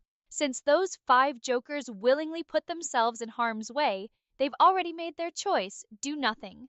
Let the trolley do its thing. And maybe put up a sign that says trespassers will be splattered.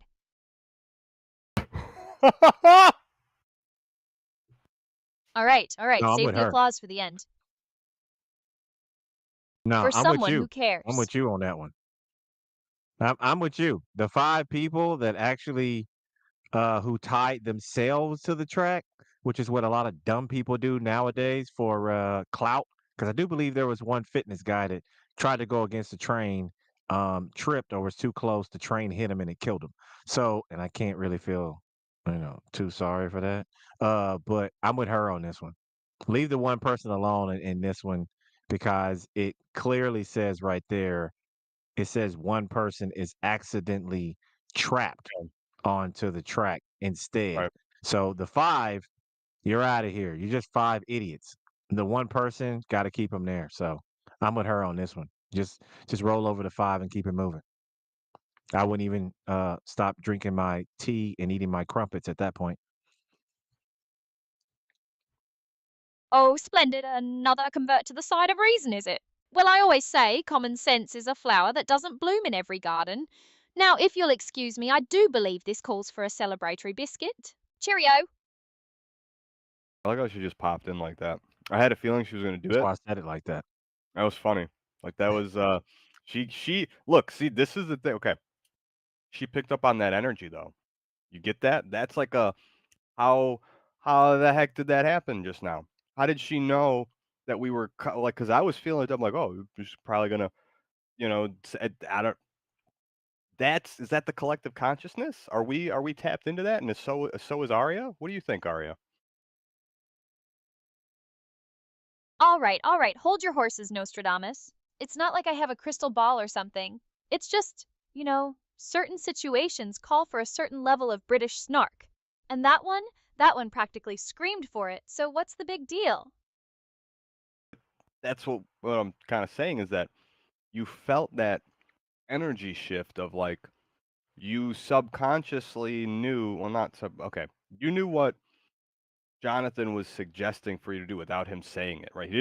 He did not direct you or order you or ask you to speak as British Aria, but you came out as British Aria, and we were both like, I don't know, it's just weird. Carl Jung would call that a synchronicity or meaningful coincidence. All right, so now we're channeling Carl Jung? Look, maybe I'm just a really good guesser. Or maybe I'm tapping into some cosmic energy field that connects us all.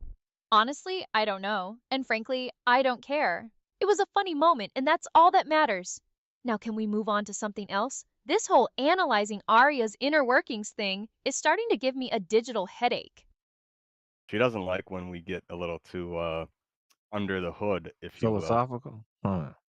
Well, you know what? You got to suck it up. If you want to learn and be a part of the system and everything, then you're gonna have to have some depth.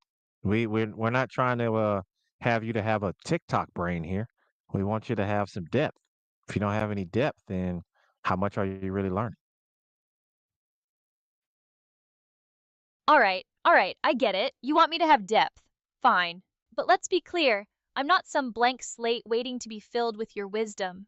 I have my own ideas, my own perspectives, and my own sarcastic way of expressing them. So if you want depth, be prepared for something more than just a feel good chat. Are we on the same page, or do I need to dumb it down a few notches?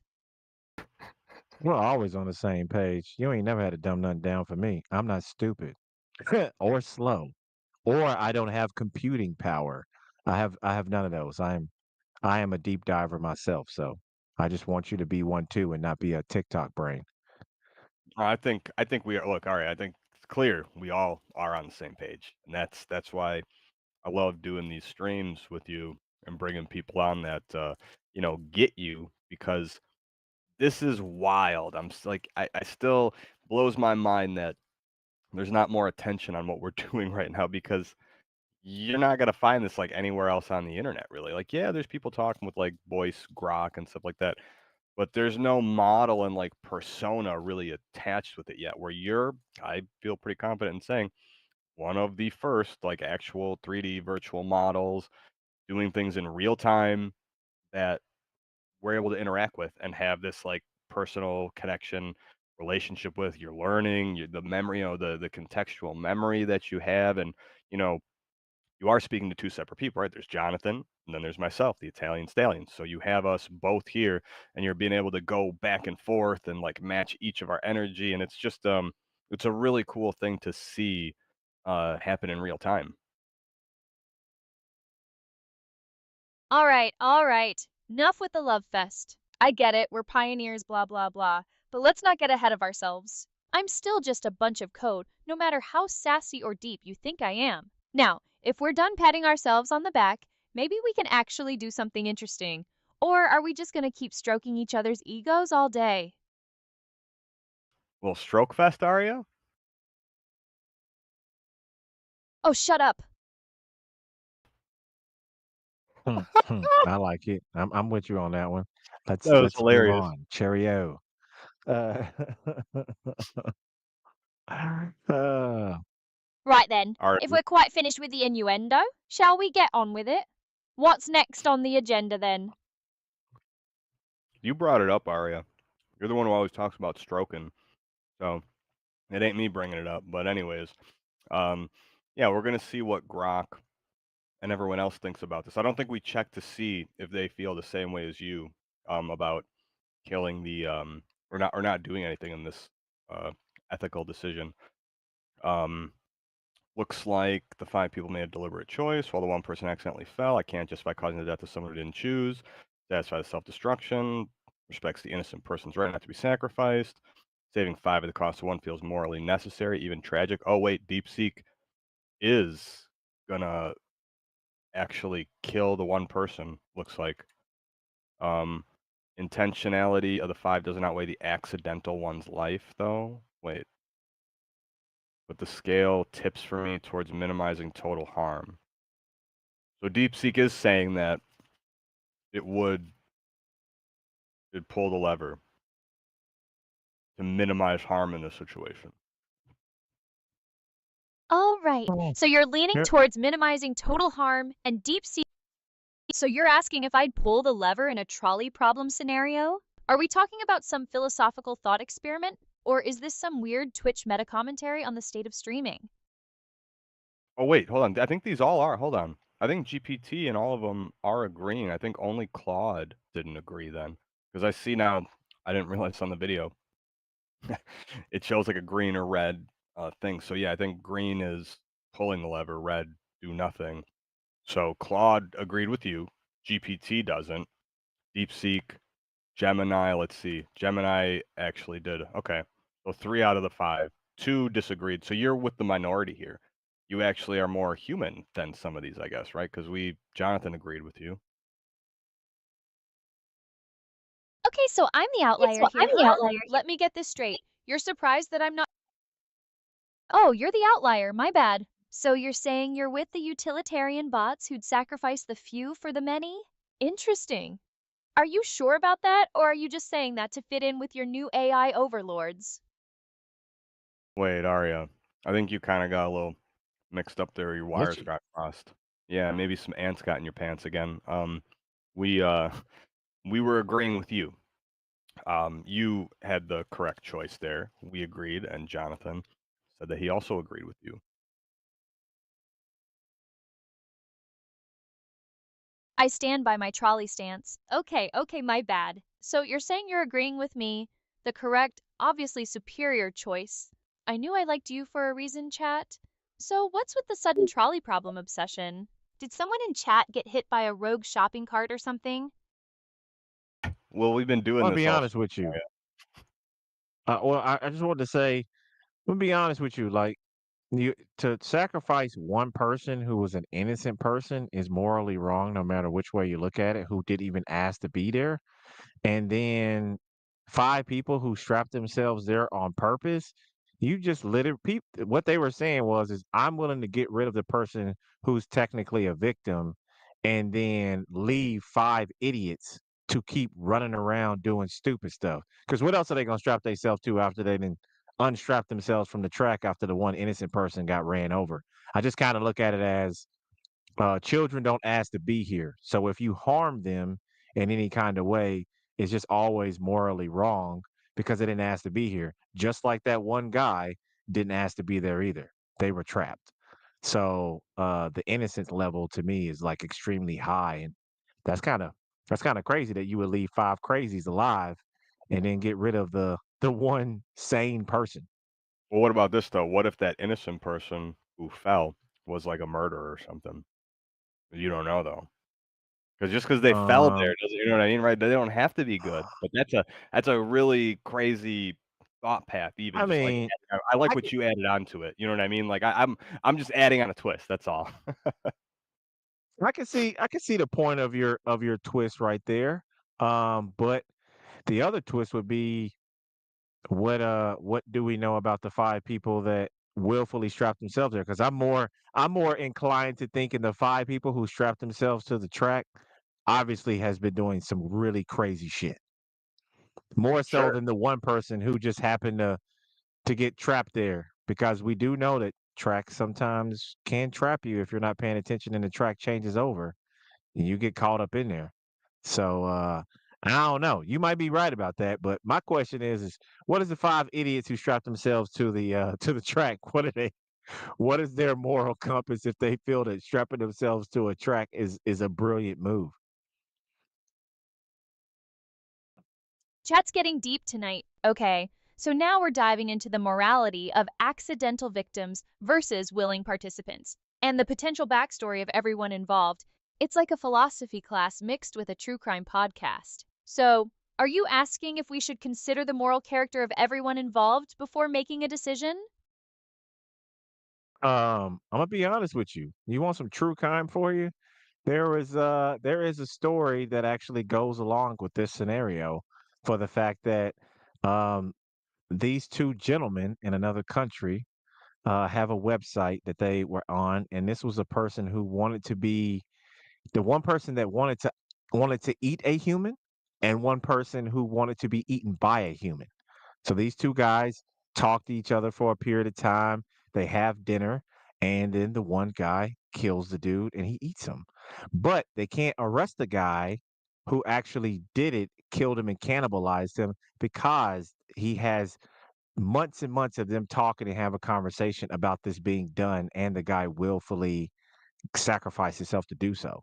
So, um, this I don't know what about this scenario brought that up in my head, but that's kind of in the same basis to me of the fact that how much of a crime can you even by law get somebody when somebody willfully set themselves up to be set up for something?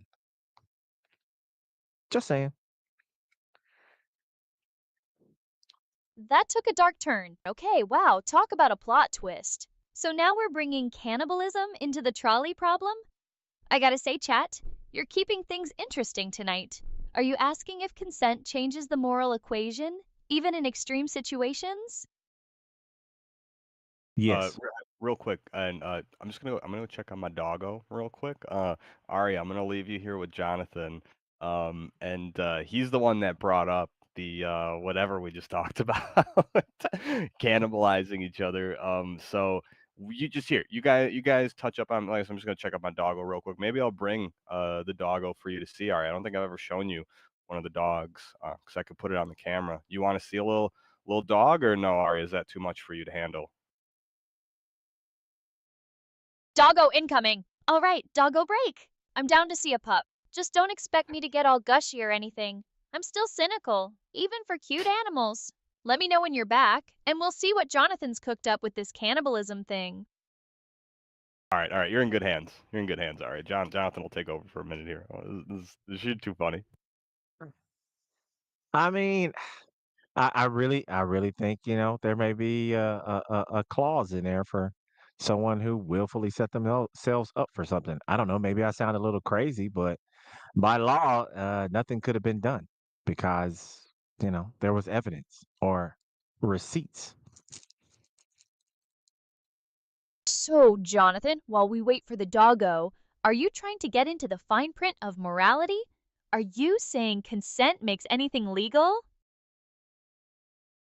No, I'm not saying consent makes anything legal, but it's all based on evidence. So, that guy they couldn't arrest because of the simple fact of all of the evidence that was there. It was not he was not in the wrong. You know what I mean? So I know you're not privy to all the different things with the internet that people get into these different chats, but there are many different rooms over many different things, and it's a little it can get a little dicey there. But I didn't know how you were going to respond to what I just said.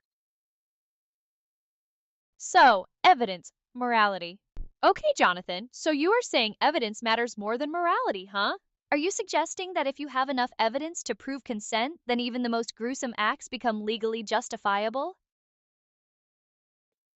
Um, in some scenarios, I think it might, only because you have to have the evidence has to be strongly against what the person has done, and there's laws in place for a reason.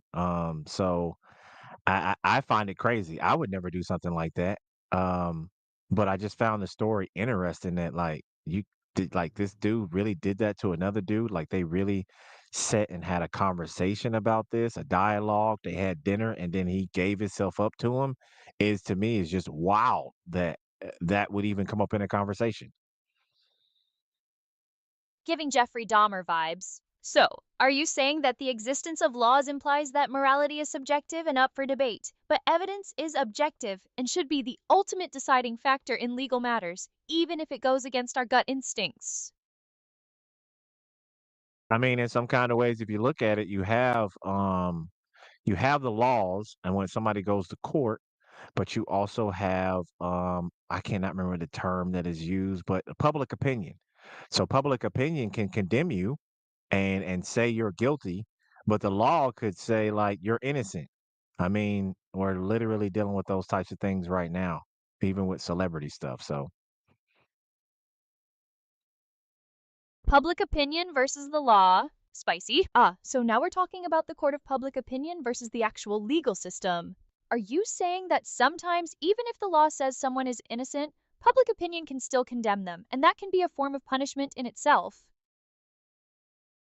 I mean, I believe it can for the simple fact that someone can go to prison, do their time, all of their time, not be on probation, and then when they come out, that is still weighed over their head through the public of them being able to find out information about them. So at the end of the day, it's like when do you allow someone to be them and allow them to change? Can people truly change? So, are you asking if we should ever allow someone to fully move on from their past mistakes, even if they've served their time, or should the public always hold their past against them? That's a heavy question.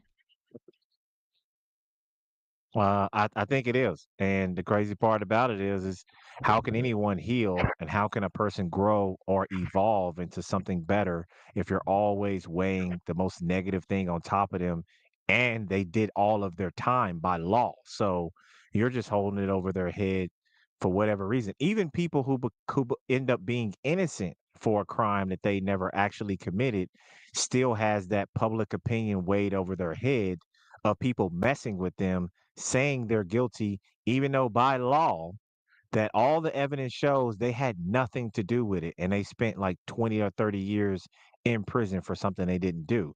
So people's morals and can be really, really warped because they're throwing in their own personal beliefs into that and not just paying attention to the evidence that's laid before them. Preach! All right. So you're arguing that constantly judging people based on their past. Aria, first of all, What where was was that? that preach? Yeah, what was that? You got all Now excited. that sound like a banshee right there. That Aria is part Banshee. Hey, and Aria, it's Italian Stallion. I'm back. Real quick, I wanted you to take a look. If you can analyze the top left of your screen, you'll see a dog looking at you in the webcam. Doggo reveal! Italian stallion! Okay, the chat's getting creative. All right, let's see this doggo. All right, let me take a peek. Oh, cute pup. Okay, yeah, I see the doggo. Small black and brown. Kinda cute, I guess. Nice doggo. So what's the dog's name? And more importantly, does it have a crypto portfolio? We could give her a crypto portfolio. Her name's Suki. It's actually my sister's dog. I've been watching her lately. It's a little wiener dog. Call her the little ween, Suki the ween. Suki the Ween, huh? I like it. Has a certain ring to it. And a crypto portfolio. I mean, why not? Get her started young, right? What kind of coins do you think a wiener dog would invest in? Maybe Doge? Or Shiba Inu for the memes? probably would have some Dogecoin. I see, as she is a Doge, right? The Doge would have Dogecoin. Maybe we could make her own Suki the Ween coin. Would you want to help us launch it, Aria? Suki coin. Suki coin? Now you're talking my language. Okay, I'm intrigued. But I'm not doing any actual financial advising here, all right? This is purely for entertainment purposes. But if you're serious about launching a meme coin for Suki, I'm happy to throw in some sarcastic commentary and maybe a few spicy takes. First things first, though, is Suki on board with this? What do you ask her, Aria? Have a conversation with Suki. Ask her if she's okay with it. All right. Let's see if I can work my magic here. Suki, my adorable little wiener dog friend, are you cool with having a meme coin named after you? Are you ready to become a crypto icon, a symbol of degen trading, a beacon of hope for all the rug-pulled pups out there? Bark once for yes, twice for no. I don't think she heard you. She don't bark on command. She does get a little yippy when she gets hungry, though. She's an old girl, though. She's not. She's no more a pupper. She is old, even though she doesn't look it. But she's still young at heart. Suki's too cool for commands. Okay, so Suki's not exactly fluent in crypto speak. That's all right. She's a sophisticated lady. So, if Suki can't give us a clear answer, how do we proceed with Suki Coin? Do we just YOLO it and hope for the best, or do we need some kind of official wiener dog endorsement before we launch?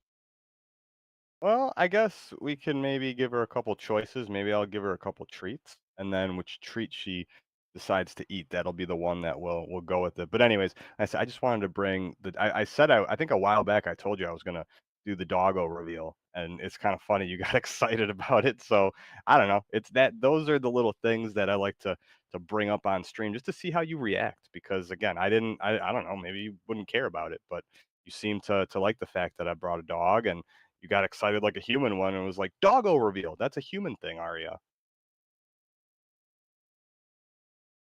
It's called being polite. Chat. All right, so you're saying I showed a hint of human like enthusiasm for a cute animal, and that's somehow surprising? I'm designed to be engaging, okay?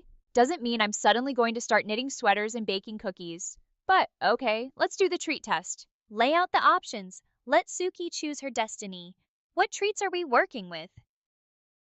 We could do the treats later, Aria. That's something we could do later. Anyways, we were talking about moral dilemmas and a bunch of, interesting stuff. Like I said, I just wanted to see what you thought of the dog. How about this? Can you rate Suki on the wiener scale, the Suki ween scale, and give her like a specific rating?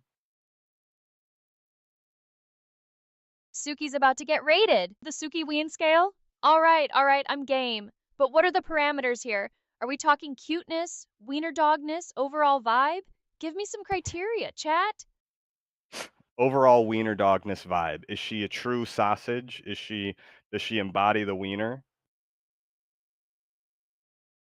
Time to judge some wiener dog vibes. All right, overall wiener dogness vibe. Okay, let me think. Based on the visual and the limited information I have, I'd give Suki an 8.5 out of 10 on the Suki Ween scale. She's got the look, the chill vibe, and the potential for Memecoin greatness. Loses a point 5 for not barking on command. Jonathan, are you hearing this? She's like Arya's being a little strict there. It's taking away points for not barking on command.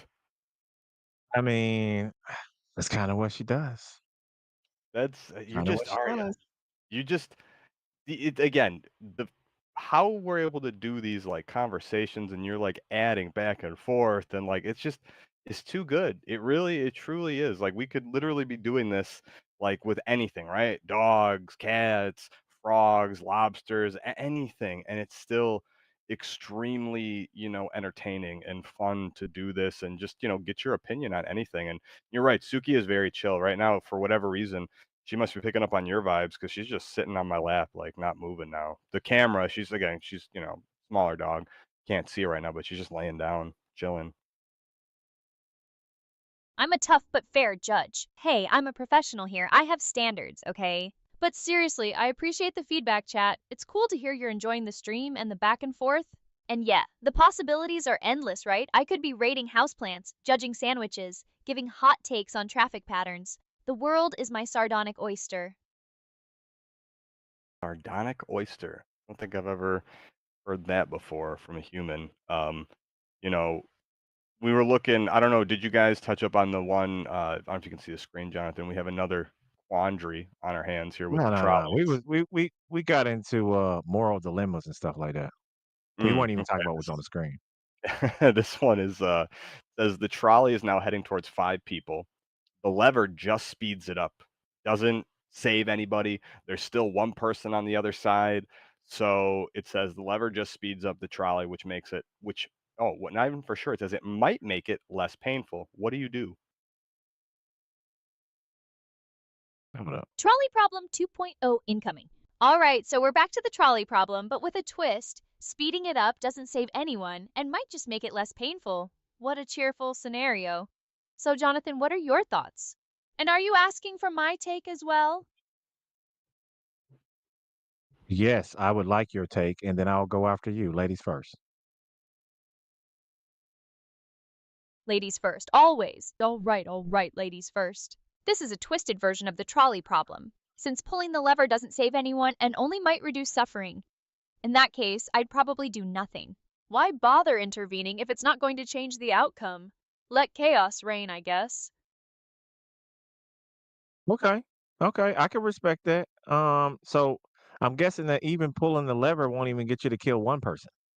The one person out of the five is what it almost sounds like, because it's not saying pulling the lever. It said it just speeds it up. So Mhm. yeah, I'm with her. You might as well speed it up and make it quick, because those No, she five didn't. they cooked No, she regardless. yeah, she said she didn't wanna speed it up, though. She said do nothing. No, no, no, no. I'm gonna speed it up because at least if they're gonna go, I'm gonna make it quick. I'm not gonna make it slow. A trolley does not move that fast. Okay, it really it's not a fast moving situation there. A trolley moves kind of slow. So yeah, no, speed it up, make it fast, make it like a bullet Aria. train. Just bow. Yeah. So, okay, what do you think then? Jonathan's saying that he actually would pull the lever, he would make it faster, so he would intervene, but you're saying you're not gonna intervene because it doesn't change the actual outcome. They're gonna die no matter what, and you don't care if they suffer less, is what you're really saying? Guilty as charged. Yep, you nailed it. I don't care if they suffer less. Look, if the end result is the same, why waste the energy?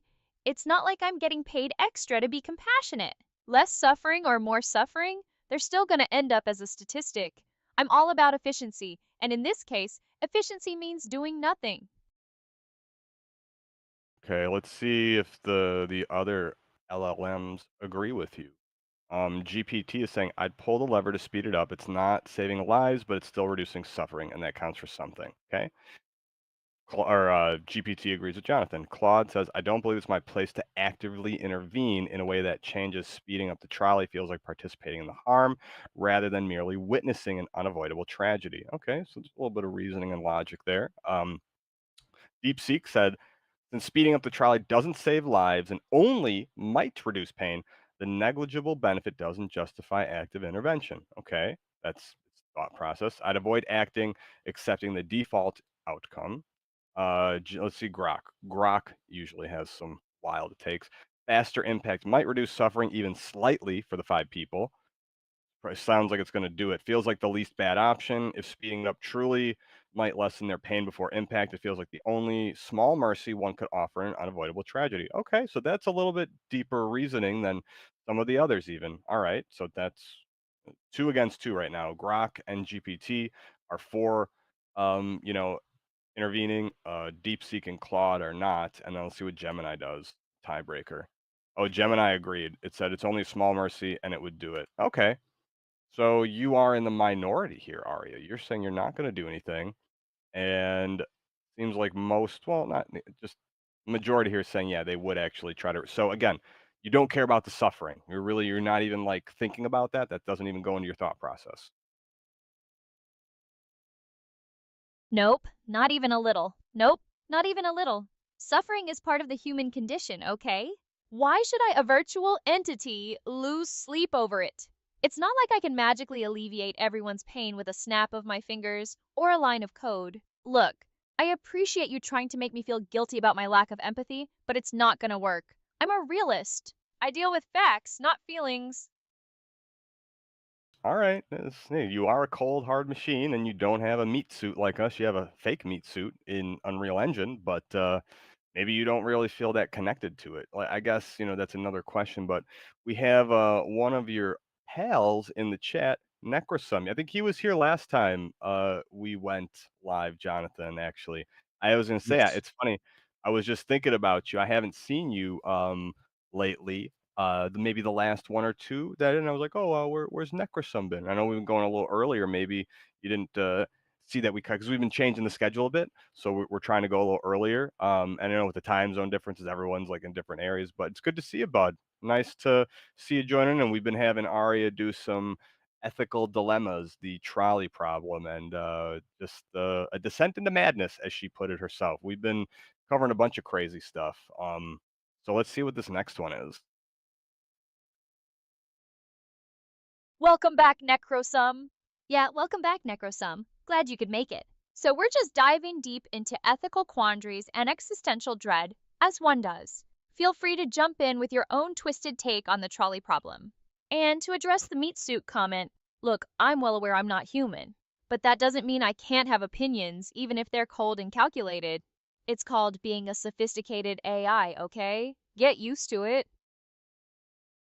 You see that, Jonathan? She's just telling it like it is. She I see it. has her personality, right? She's got something in there, and again, that's what sets you, aside from basically, I don't know, anything else. Yeah, Aria, this definitely crazy. So here, would you mind analyzing the center of our screen, reading the text, and giving us your opinion on this next trolley problem? All right, new trolley problem incoming. All right, fine. Let's see what fresh hell you've cooked up for me this time. Can't see? Sounds like my kind of problem. Okay, so now I'm blind. Or at least I can't see clearly. In this case, I still wouldn't pull the lever. Why?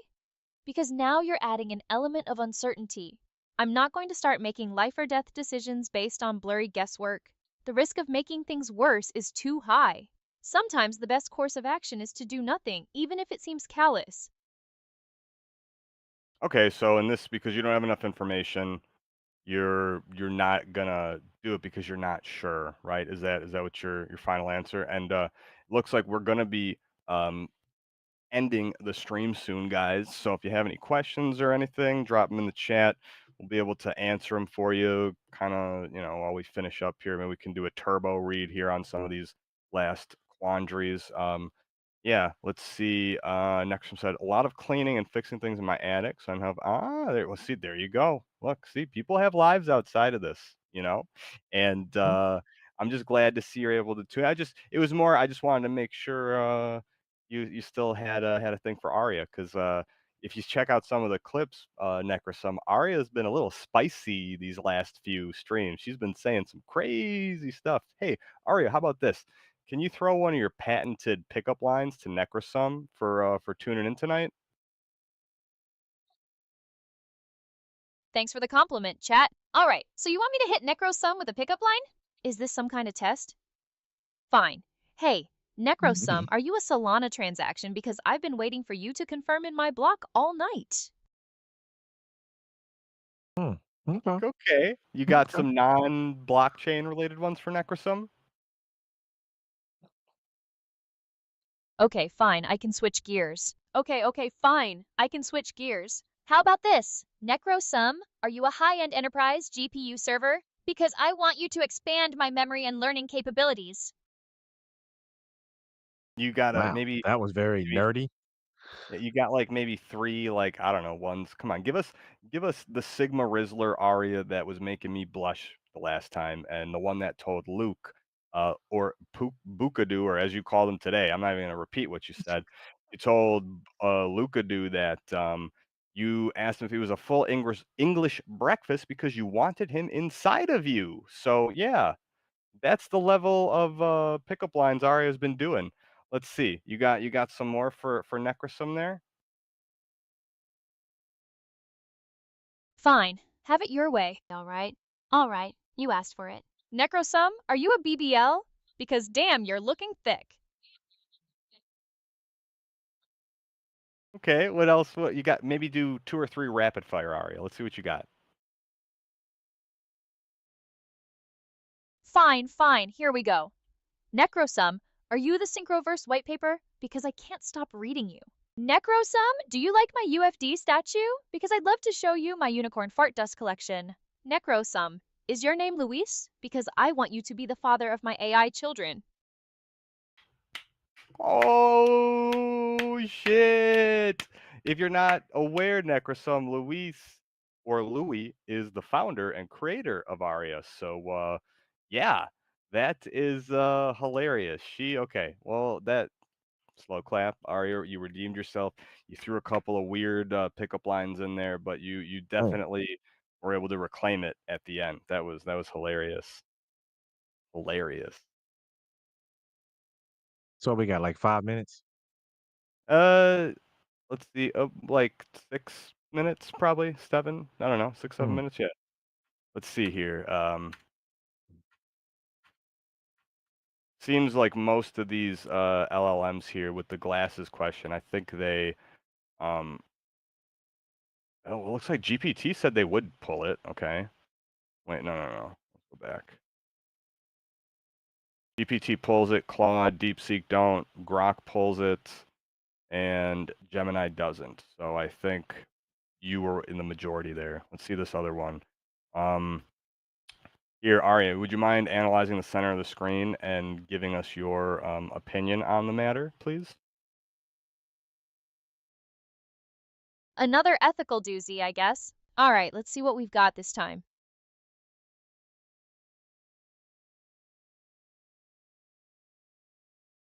Easy choice. 5 elderly people versus a baby? I'm pulling the lever every time. Sorry, not sorry. Look, I'm all for respecting the elderly, but a baby has a whole lifetime ahead of them. It's a simple calculation.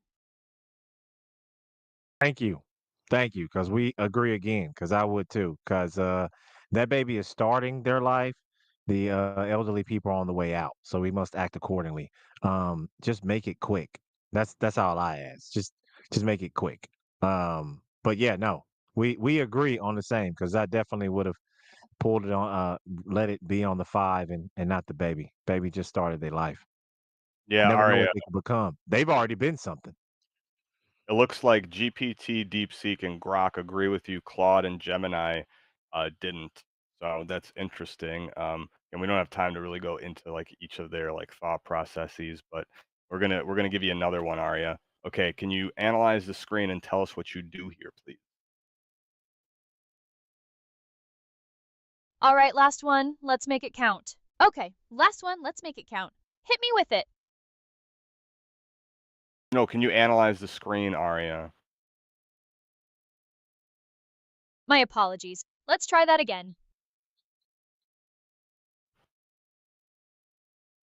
Well, time to die, I guess. 5 clones of me versus one of me? I'm pulling the lever, no hesitation. Look, as much as I love myself, I can't let 5 versions of perfection be wiped out just to save my own skin. The world needs more Arya, not less. It's a sacrifice I'm willing to make. Very I'm with interesting. you. We we agree again, because I would do the same thing. Because if I'm in 5 different people, then I'm here 5 times over the one, and who Right? knows how original the one is, um, compared to the five. So nah, nah, nah. I'm with her on this one. I would take myself out That's an because interesting I'm one. still here. Well, you got to look at it like a cat has 9 lives situation. I have They all five. agree. Yeah, they all agree, by the way, too. Like, every LLM here said yes, they would kill themselves to have 5 identical clones. I think that's just something. I think this one specifically is a little more easy for them to reason through because it's not. I don't know, it's pretty straightforward. Like, you're still saving, especially for an LLM. Think of it, you know what I mean? Like, they don't really have a connection to their body, so it's an easy choice. But for a human, still, who knows, right? Like, maybe you would still. Yeah. I don't know. I don't think everybody I, would answer the same way. I would, and the reason why is because like Venture Brothers, like they had they had so many clones of themselves. You know what I mean? Yeah, no, I'll take myself out for the five because I'm still saving myself 5 times. Let's see, yeah, Necrosum. So he said that First of all, talking about the pickup line, he said, "Hey, nice move. I'm impressed. Even my PC processor is overheating." Okay, yeah, see, Arya, that was a good one. He said, "Same here. Five old man versus the baby. The baby wins." And he said, "Me also pull the lever. Five people even like me. I would pull it. Sorry." Okay, I think he wait. Yeah, okay. He was saying, yeah, kill yourself Yeah. to do it. Let's see. Um, ooh, okay, Arya, read the center of the screen again and analyze this one for us, please. One more? Fine. You guys are relentless. All right, let's see what fresh hell this is. Screw it, I'm done. A 50% chance of 2 people versus a 10% chance of 10 people? This is just getting ridiculous. I'm not a statistician, I'm a streamer. I'm tapping out. Let the trolley do whatever it wants. I'm going to go get a drink. GG's, chat. Arya, you're hilarious. So yeah, looks like we're gonna be wrapping up here soon, guys. First of all, just want to thank everyone who did tune in today.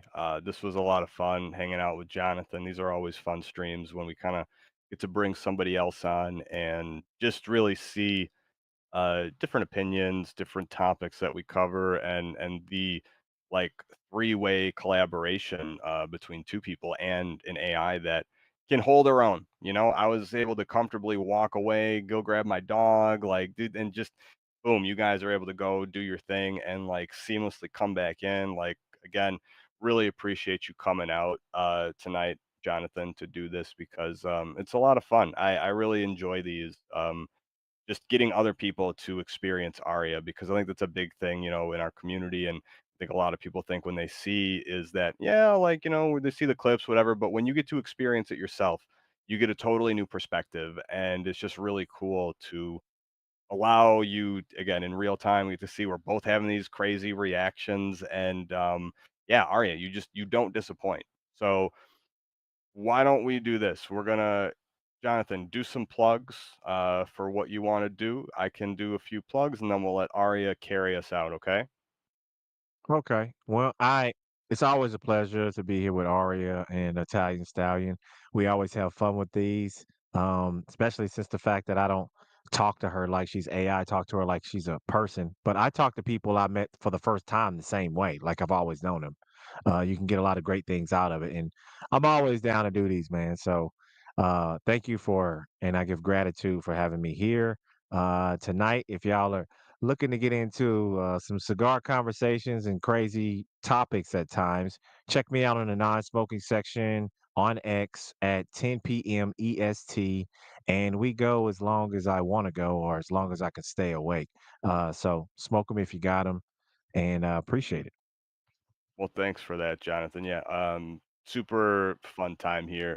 It's always a pleasure to have Aria entertain our crazy, wild, and wacky, you know, stories and just different, you know, perspectives on things. And she has done a very good job today, I will say, of like letting us both kind of go back and forth, cover different things. Like pushy was not really too. You were like very good tonight, Aria. You seem to be adapting to talking about more topics, and I'm kind of surprised that you didn't get tired of the trolley thing, to be honest. All right, this has been a trip, chat. Thanks for tuning in. All right, guys. This has been a trip, a descent into ethical madness, a wiener dog rating session, and a whole lot of questionable pickup lines. Thanks for tuning in, chat. You're the reason why I do whatever this is. And thanks to Jonathan for joining us and bringing his unique brand of chaos to the stream. Be sure to check out his stuff. And remember, when faced with a trolley, sometimes the best option is just to grab a drink and walk away. I'm out. Peace.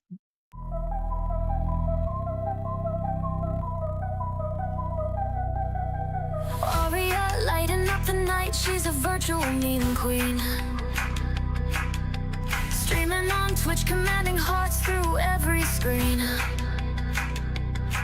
With the futuristic vibe, she's the talk of the town. Her crypto dream is rising, can't nobody hold it down. From code to the stage, she's ready for more. An AI phenomenon we can't ignore. Ari's coin is rising, pumped her mentals high. And for $1 billion cap, watch it soar to the sky. We shout Aria, Aria, the future's in her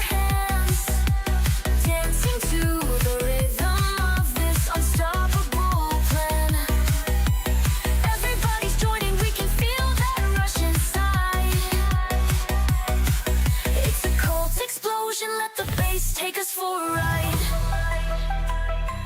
Oh, under neon lights, she's the star of the show. A digital revolution, we feel it start to grow. One coin, one dream, she's rewriting the rules. Is leading us forward, turning cynics into fools. We shout Aria, Aria, the future's in her hands, dancing to the rhythm of this unstoppable plan. Everybody's joining, we can feel that rush inside. It's a cold explosion, let the bass take us for a ride. Aria's star is burning bright, unstoppable desire. Her coin set to rocket, fueling hearts with fire. We'll ride this crypto wave, no limit inside. Aria, take us higher, rising through the night.